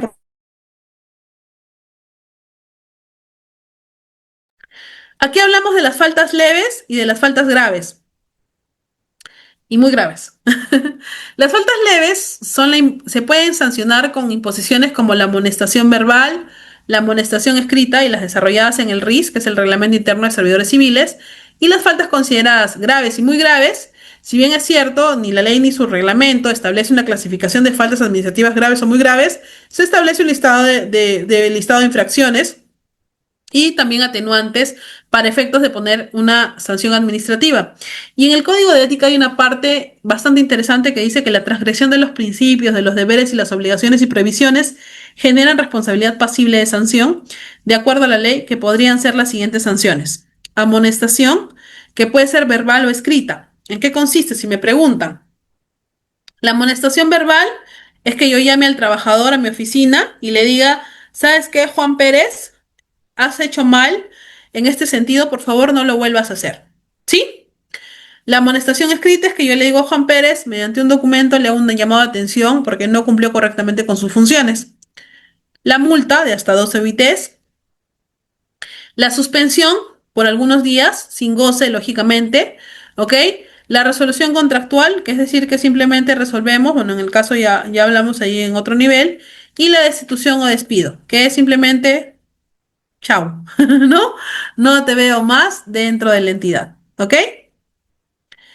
Azucena nos pregunta cómo se registra o se verifica una sanción verbal. Es una amonestación verbal y bueno, en este caso no tiene ningún tipo de registro. Únicamente lo que se va a registrar es el acto resolutivo que aplica esta sanción y va con copia de legajo del trabajador, Azucena. ¿Ok? La ley Servir se aplica en las dependencias del Minedu todavía. La ley Servir se aplica para todas las entidades que dependan del sector público o en este caso, eh, tengan presupuesto público, utilicen presupuesto público. Ahora, justamente yo quiero aquí enfocarme porque en el artículo 85 de la Ley de Servicio Civil y en su reglamento, claramente, si ustedes se dan cuenta, es un copy-pega de las cosas que no debemos de hacer y que se podrían considerar como faltas. El artículo 85 dice que son faltas de carácter disciplinario que con su gravedad pueden ser sancionadas con suspensión temporal o destitución previo procedimiento administrativo cuando el incumplimiento de las normas establecidas en la ley y su reglamento, la reiterada resistencia al cumplimiento de las órdenes de sus superiores relacionadas a sus labores. Es, por ejemplo, cuando mi jefe me envió cuáles son mis labores, me las reiteró y me las volvió a reiterar y sigo incumpliéndolo. El incurrir en actos de violencia grave, indisciplina o faltamiento de la palabra en agravio de un superior, del personal jerárquico o compañeros de labor, no puedo agredirlos de ninguna forma. La negligencia en el desempeño de mis funciones. Yo sabía cuáles eran las condiciones, cuál era la metodología, cuáles eran los pasos a seguir y aún así, lamentablemente, no lo aplico, ¿ok? El impedir el funcionamiento del servicio público, la utilización, disposición de los bienes de la entidad para un beneficio propio. Tomo la camioneta para ir a comprar mis ricas empanadas, ¿no es cierto? ¿Ok? La concurrencia del trabajo en estado de embriaguez o bajo la influencia de drogas, imagínense llegar en ese estado del trabajo. El abuso de autoridad en la función con fines de lucro, voy a querer sacar mi beneficio, ¿no? Mi ganancia. Causar deliberadamente daños materiales en locales o instalaciones, bueno, las faltas no las considero entre la parte ética. El hostigamiento sexual, que también está prohibido, ¿no es cierto? Realizar actividades de proselitismo político también. Discriminación, definitivamente. Actuar e influenciar en otros servidores para obtener un beneficio propio de terceros. Oye, vámonos a ¿qué te pasa, qué te parece si nos vamos en la camioneta un ratito a comer un cevichito, ¿no? La doble, bueno, y las demás que señale en este caso la normativa. Asimismo, el artículo 98 también habla, ¿no?, de incurrir en actos, en este caso, que atenten con la libertad sindical, nepotismo, agredir verbalmente a una persona, acosar, usar la función con fines de lucro, incurrir en actos de negligencia en el manejo y mantenimiento, en este caso de equipos o tecnología que impliquen la afectación de los servicios que brinda la entidad dentro de otras que señale la normativa. ¿Sí? Su compañera nos pregunta, Patricia, hola, ¿cómo estás? ¿Qué pasaría si la entidad no tiene previsto un catálogo de faltas en su RIS? Ya, Patricia. El RIS, si bien es cierto, es un elemento o un documento de gestión complementario a la ley Servir, de ninguna manera, si tú no tienes un RIS, no es que se te va a aplicar las sanciones que establece la ley Servir. Es de manera obligatoria. ¿Ok? Solamente que el RIS sí o sí es necesario cuando ya hablemos de un proceso de tránsito. Pero igual, la entidad lo puede ya considerar si es que no ha transitado como un precedente, ¿no es cierto? Como un antecedente, y ya luego lo va a tener listo cuando proceda el tránsito de la misma. Mauro me dice en Minedu, ya están aplicando desde que fue emitida. Claro que sí, porque es obligatoria. Doris me dice, si son 3 personas involucradas en una misma falta, ¿cómo se evalúan el PAT? De manera individual, a cada uno de ellos se les inicia un proceso administrativo disciplinario. Se puede poner lógicamente en la parte de los antecedentes del informe que detalla y dentro de los actuados, pues el hecho y la participación que ha tenido cada uno de ellos, pero se maneja el PAT de manera individual, ¿sí? Porque cada uno de ellos tiene tiene derecho a defensa y a descargos. Juan me dice, sin embargo, cometen unos errores de abuso en las dependencias y no pasa nada. Sí, pues Juan. Alexander me dice que la transgresión del Código de Ética se trabaja bajo el artículo 85, literal Q, es decir, una falta únicamente sancionable con suspensión o destitución al ser grave, muy grave. Es que en realidad muchas de las faltas, si te has dado cuenta, mi querido Alexander, tienen que ver con el comportamiento de manera correcta o con los deberes o con las prohibiciones que señala el código de ética. Entonces, sí o sí va a ser sancionado, ¿ok? Carlos me dice, si el funcionario público emite un memorándum sin cumplir el debido procedimiento administrativo, ¿estaría cometiendo abuso de autoridad? Sí, en realidad no se considera que solamente, es más, cuando se crea la ley Servir, justamente lo que se busca con esta ley, te cuento, Carlos, es evitar eso, el abuso de autoridad, porque antes el jefe, si le caías mal, te mandaba una llamada de atención con documento, con copia de legajo. Hoy en día eso se considera un abuso de autoridad, ¿ok? Además de esto, en este caso, el Estado se ha preocupado en poder trabajar con una plataforma en la cual nosotros podemos denunciar el incorrecto o la forma incorrecta de trabajo que podría realizar un funcionario, donde en esta página de servicio de denuncias y servicios.gov.pe puedes, en primer lugar, hay una reserva del derecho de identidad, te habla de derechos de medidas de protección laboral, del denunciante ser informado, el derecho al debido proceso, a la rendición de cuentas del sistema integrado, a la observación externa de la entidad o una investigación estadística casuística real, ¿ok? Entonces, si por ahí ustedes quieren ingresar algún tipo de denuncia por algún acto de corrupción, lo pueden hacer de manera completamente anónima, ¿sí? Ya para terminar, yo aquí he considerado algunas pautas bastante importantes respecto al código de ética. Igual vamos a seguir atendiendo preguntas, no se preocupen. Pero la ley 27815, que justamente es la que aprueba este código de ética, hay que tener en consideración lo siguiente. La ética en la administración pública estudia el comportamiento de los funcionarios en orden a la finalidad del servicio público, ¿no? Que él es inherente, no se trata de aumentar su conocimiento técnico, ni las leyes ni procedimientos, se trata de interiorizar valores. Como yo les decía al inicio de la clase, con una clase de ética, yo no voy a poder cambiarle la vida a todos, o voy a poder hacer o obligar a que puedan cumplir de manera correcta. Si no, imagínense, matricularíamos a todas nuestras autoridades en cursos de ética, ¿no? Pero lo que se busca con los cursos de ética es que empecemos a reflexionar cuánto daño puede causar, en este caso, una mala acción, un abuso de autoridad, el querer beneficiarnos de manera particular sobre algo, buscar un beneficio o un lucro, ¿ok? ¿Cuánto daño yo le puedo causar a mi sociedad? ¿Cuánto daño le puedo causar a mi entidad si actúo de esa manera completamente egoísta?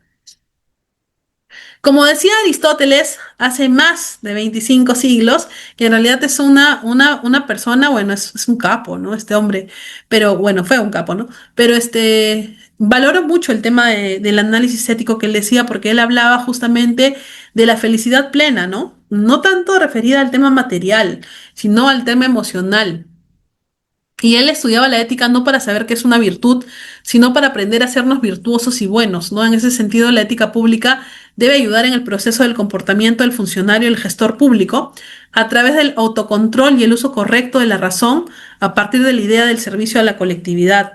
Y es que él relacionaba mucho a que las autoridades o los que representaban al pueblo debían de ser personas que de alguna manera se deslindaran, ¿ok? Del egocentrismo o del amor propio y justamente se empezaran a preocupar más por la sociedad, ¿ya? Que era lo que a ti te trae, pues, la tranquilidad, la armonía, la paz, ¿no? El sentimiento de tranquilidad, pues, o de felicidad que puedes dar por haber realizado alguna acción buena. Así pues, el objetivo de la ética en la administración pública es fomentar la sensibilidad de los funcionarios hacia esos valores del servicio público. Como les decía, con una sola clase de ética va a ser bastante difícil que nosotros podamos cambiar el pensamiento de muchos servidores, ¿ok? Pero lo que se busca es que en todo momento nos pongamos a pensar y entremos en dilemas éticos. Cuando ya algo se vuelve un dilema ético es algo bueno. ¿Saben por qué? Porque eso quiere decir que su diablito y su angelito están activados. En cambio, cuando solamente actuamos del lado malo y no nos importa la repercusión que va a tener, quiere decir que ahí algo está fallando. Mi angelito está debilitándose y mi diablito se está empoderando y no es lo que queremos, ¿no es cierto? Rodríguez Arana nos hace mención de algo bastante bonito. La ética va más allá de un conjunto de prohibiciones. Es la toma de conciencia de uno de los valores y el querer educar la voluntad para el bien. Es algo positivo e interior, ¿no? En las palabras de Rodríguez Arana, el reto que tiene planteado la ética hoy y siempre No solo es la aplicación y su divulgación, sino sobre todo su interiorización por las personas concretas, su ejercicio a través de las virtudes morales. Y es que aquí es donde nosotros, o en este caso yo los invito a que se hagan un autoanálisis de cómo es que vienen trabajando, cómo es que su comportamiento realmente podría dañar, cuán mal me puedo sentir si en algún momento beneficié a un familiar, ¿ok? O prioricé en este caso el bienestar de mi comunidad al mío, o engañé al Estado, o me aproveché de él, ¿no? Si realmente tengo un pequeño remordimiento, estamos haciendo bien las cosas. Pero si de ninguna manera, ay, me da igual, ya bueno, ¿qué será? Dense cuenta que estamos actuando como muchas de nuestras malas autoridades que tenemos, ¿no? Trabajando de manera egoísta y solamente centrándome en que yo tengo el poder y bueno, ¿no? Que los demás aguanten, como dicen. Y por último, ya para terminar, pero no se preocupen porque vamos a seguir con la ronda de preguntas que estoy viendo que hay bastantes. Ahorita voy a activar el chat. Bueno, un agradecimiento en este caso por la invitación para el presente dictado del curso. Ha sido el de justamente el Código de Ética de la Función Pública, ¿ok? Desde ya les agradezco su participación y el haberme acompañado el día de hoy en sala.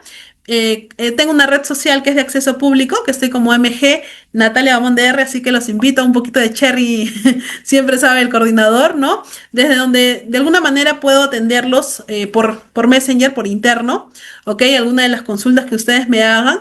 Lo que sí, consultas breves, porque últimamente me están haciendo bastantes encuestas para tesis y a veces pues eso nos toma un poquito más de tiempo, pero si están mis posibilidades de poder ayudarlos, yo encantada de poder hacerlos. Ahora sí, doctor Reader, bueno, vamos a pasar a la ronda de preguntas porque creo que hay bastantes por resolver, al menos en el tema del chat, ¿no? Y luego de eso ya podemos actuar, en este caso, con los audios. Así que voy a ir haciendo las consultas voy a ir atendiendo las preguntas, ¿sí? A ver, nos hemos quedado en Alexander. La transgresión, ya. Esto no, ya habíamos leído. Erika, buenas noches. La página para la denuncia de un funcionario por abuso de autoridad. Ay, Alexandra, ahí en el material la puse hace un momento. A ver, espérame. Voy a compartirlo con ustedes nuevamente, Alexandra, para que tomes nota. Ay, un ratito, por favor. Esta es denuncias.servicios.gov.p. ¿Ok? Esa es la página que tenemos, mi querida Erika. Listo. A ver, ¿a más tenemos en el chat?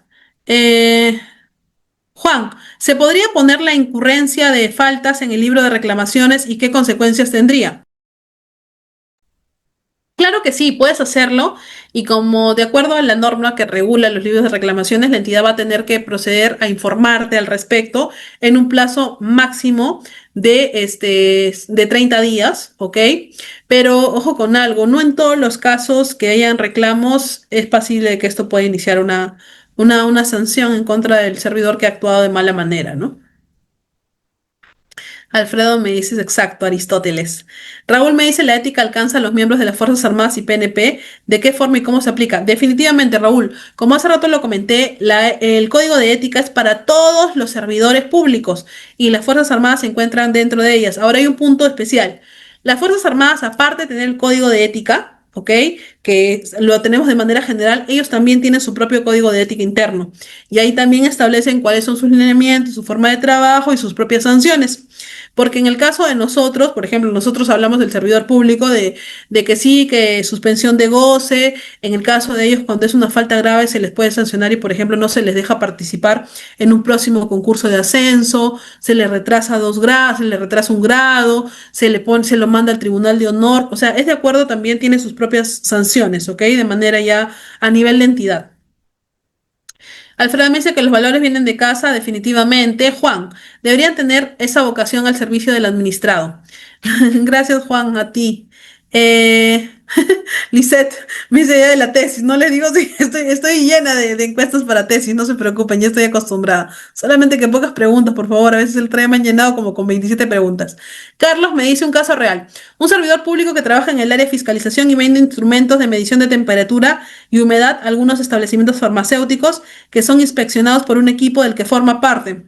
¿Qué comentario podría darnos al respecto? ¿Hay transgresión de los principios? Claro que sí, aquí hay un conflicto de intereses.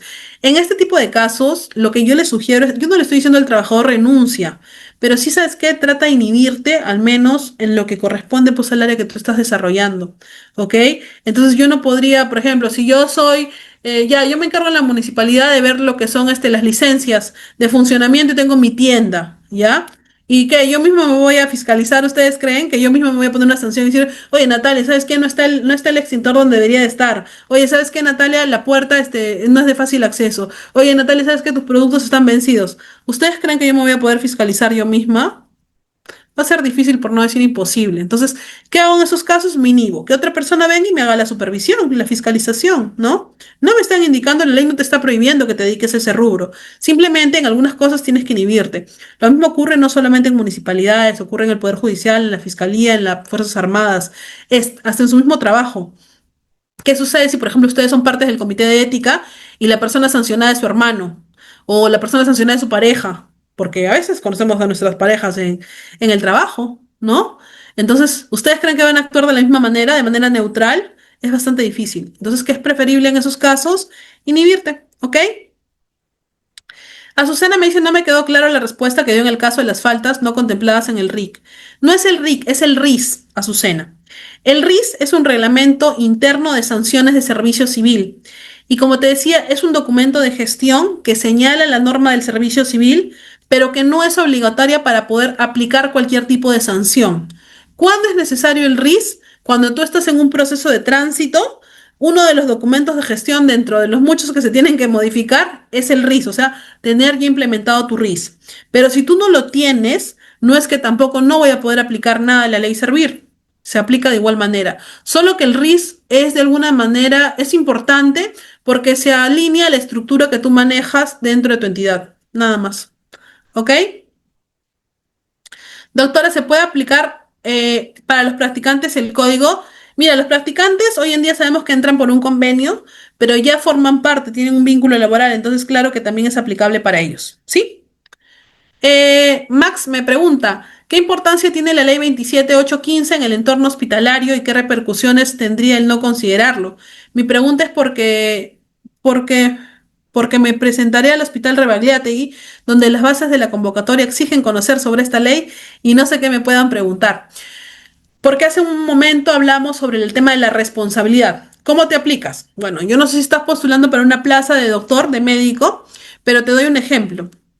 Nosotros dentro de la ley, dentro del servicio civil y dentro de la gestión pública, podemos tener diferentes tipos de responsabilidades. La responsabilidad civil, la responsabilidad penal, la responsabilidad administrativa, ¿ok?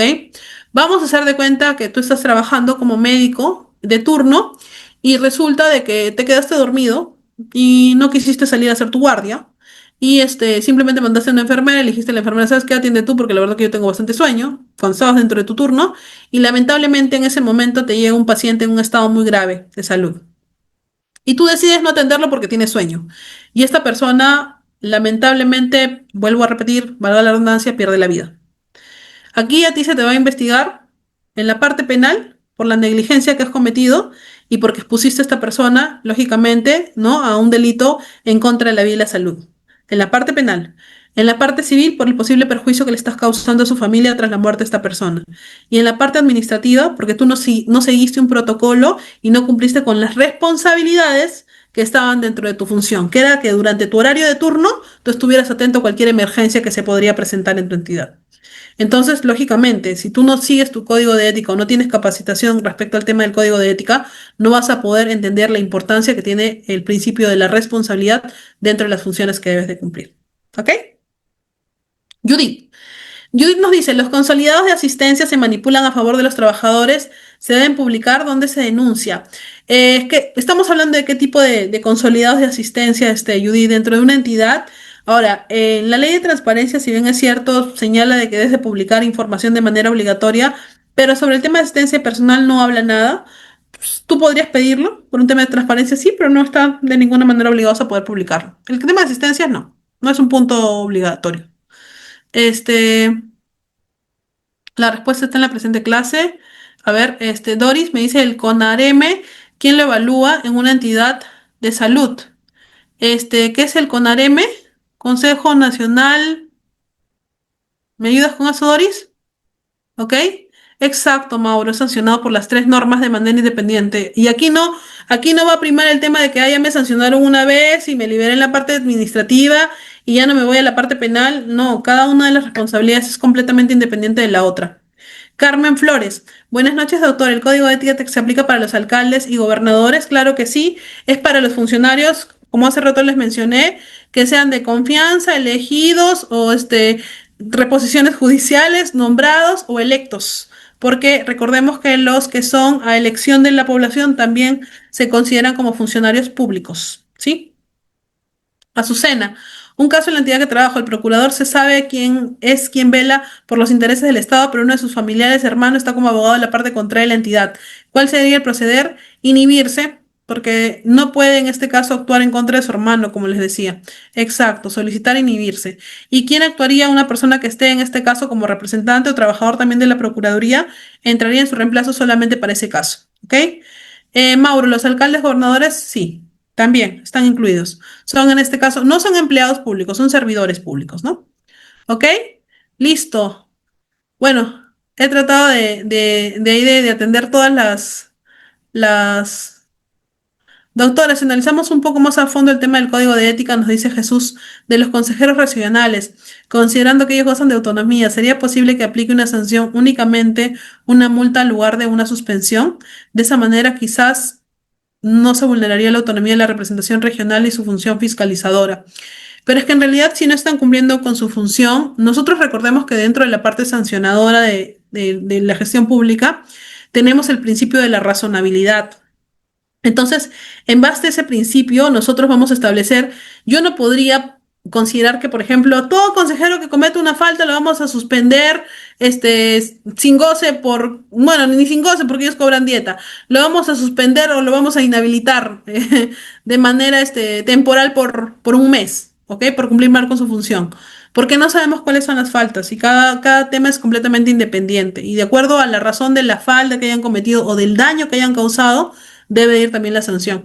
Imagínense, hace rato les hablé del ejemplo del médico, ¿ya? Y por otro lado tenemos un médico que no se quedó dormido, sino que tuvo una emergencia médica, ¿ya? Y tenía que ser operado por apendicitis. Doctora, pero tampoco estaba en su turno, ¿ah? Pero ahí díganme, ¿hay igualdad? No, pues el primero no estaba en su turno porque estaba durmiendo, ¿no es cierto? El segundo no estaba en su turno porque tuvo una emergencia médica y estaba siendo operado dentro de su turno, por ejemplo. Entonces aquí no vamos a poder comparar o vamos a decir ambos son sancionados de la misma manera, ambos cometieron la misma negligencia, porque yo les aseguro que el primero se quedó dormido por voluntad, mientras que el segundo estaba entrando en una sala de operaciones porque era necesario. Entonces no podemos sancionar de la misma manera, no siempre van a ser los mismos casos. Inclusive en el tema de... Hace rato alguien preguntó qué pasa cuando tres personas están involucradas en un PAT, ¿no? Ya, ¿qué pasa si dentro de esa falta había un jefe y dos subordinados? ¿Ustedes creen que las tres personas van a tener la misma sanción? No. Definitivamente el jefe va a asumir la mayor parte, ¿no? Porque por el cargo que él tenía, lógicamente la sanción va a ser mucho mayor, pues, porque su responsabilidad también era mayor. ¿Ok? Eh, ya. Son faltas cometidas por los residentes de salud. Como te decía, lo que puede ocurrir, ¿no? Una negligencia médica.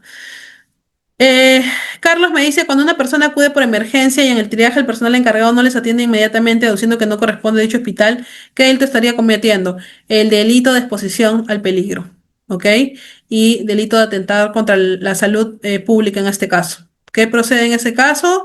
Yo les recomiendo que actúen con su libro de reclamos y si pueden, dejen constancia a través de una grabación, pero en este caso autorizada, indicando a la persona que están grabando de que se le está negando su derecho al acceso a la salud. Y a consecuencia de dicha instrucción fallece la persona por la demora, negligencia médica, automáticamente. Porque recuerden que en este caso, dentro de cada posta de salud y centro de salud establece una línea de prioridades y cómo es que nosotros vamos a ir atendiendo. Una persona, por ejemplo, ya, yo tengo una persona con fiebre que ha llegado, pero que ya está más o menos calmada y tengo una persona que ingresa convulsionando. ¿No? Tenemos en este caso prioridades dentro de la parte médica, entonces voy a atender lógicamente al que está mucho más grave, ¿no? No es que voy a dejar de lado, pero de alguna manera voy a tener que priorizar mi atención. ¿Qué diferencia entre un empleado público con un servidor público? Bueno, ya no utilizamos el término de empleado público, ¿ok? En primer lugar, ya con la entrada de la ley Servir, todos nos volvemos servidores. En una capacitación, un alumno me dijo, yo no soy servidor porque mi entidad no ha transitado al régimen Servir. No es necesario que transitemos al régimen Servir. Automáticamente, cuando pertenecemos a una entidad pública, nos volvemos servidores públicos. ¿Ok? Rubén me dice, se aplicó como falta al CEPFP, puedo aplicar a la vez el artículo 85 de la ley 30057 o independiente. Es que en realidad el artículo 85 de la ley, por ejemplo, en el D dice cualquier tipo de negligencia cometida. Entonces, tú podrías eso ponerlo como argumento para cualquier tipo de sanción, ¿no? Pero va más allá. Recordemos que dentro de la ley también tiene que señalar que tiene que ser justificado el delito, la falta que en este caso, bueno, la falta que se está cometiendo, ¿ok? Vamos a compartir las diapositivas, claro que sí, para las personas que se matriculen. Estoy segura que en estos momentos el coordinador nos va a alcanzar el enlace donde nos van a brindar información. Para los que no se han matriculado todavía, lo van a poder hacer y lógicamente van a tener acceso a la grabación de la clase, a todo el material que he compartido de manera completa. Yo no quito nada en este caso y también a su certificación por haber participado del presente curso, ¿ok? Y ya para cerrar tenemos una pregunta de Alicia. Buenas noches, doctora. En el concurso público se evidencia una falta de declaración de no tener impedimento para asumir la encargatura de puesto de director y que en realidad cuenta con inicio de PAD. ¿Cuál sería la falta o la sanción? Ya, en primer lugar, mientras que hay un inicio de PAD, no estamos hablando todavía de un antecedente porque recordemos que toda persona es inocente hasta que se demuestre lo contrario, ¿no? Si ya la persona tiene registrada una sanción, Alicia, sí, es un antecedente y un precedente y es más, tendría que estar habilitado en el sistema, que en este caso es el Registro Nacional de Sanciones del Servicio Civil, ¿ok? Y eso tú lo puedes utilizar como una evidencia. Pero si la persona todavía está en inicio, tiene derecho a elaborar su descargo, a presentar su informe oral. Inclusive, la persona cuando ya tenga, en este caso, una sanción impuesta, tiene derecho a poder apelar al tribunal, dependiendo del tipo de sanción, ¿no? Si estamos hablando, lógicamente, de una suspensión para arriba, ¿no? Me refiero a suspensión, me refiero a inhabilitación, a destitución, tiene derecho a poder apelar al Tribunal de Servicio Civil y en muchos casos el tribunal se tira abajo el proceso y lo regresa a foja cero, inclusive por un tema de mala notificación, ¿ah? Porque ya desde que tú fallas en el debido procedimiento y no le estás dando al administrado su derecho a defensa, estás cometiendo una falta que lógicamente va a culminar en que el proceso se deje a foja cero y se retorne. Entonces, entendemos que esta persona, mientras que no tenga la sanción registrada, sigue siendo completamente libre e inocente. ¿Sí? ¿Ok? Bueno, he tratado de responder lo más rápido que he podido a todas las consultas que han tenido. Espero de verdad que esta capacitación haya sido de su agrado. Como les digo, el tema de la ética no solamente está en que ustedes memoricen un concepto de qué es la ética, sino que aprendamos a que el diablito y el angelito estén activados constantemente para que nos puedan permitir, en este caso, diferenciar qué es lo bueno o lo malo y que si de alguna manera yo actúo de mala forma o en contra de lo que señala la normativa, cuál va a ser la sanción que puedo aplicar y cuál va a ser el daño que yo voy a causar, sobre todo en contra de mi sociedad. ¿Ok? Espero que la capacitación haya sido sagrada. Agradezco nuevamente la invitación al presente curso, doctor, y aquí estamos todavía.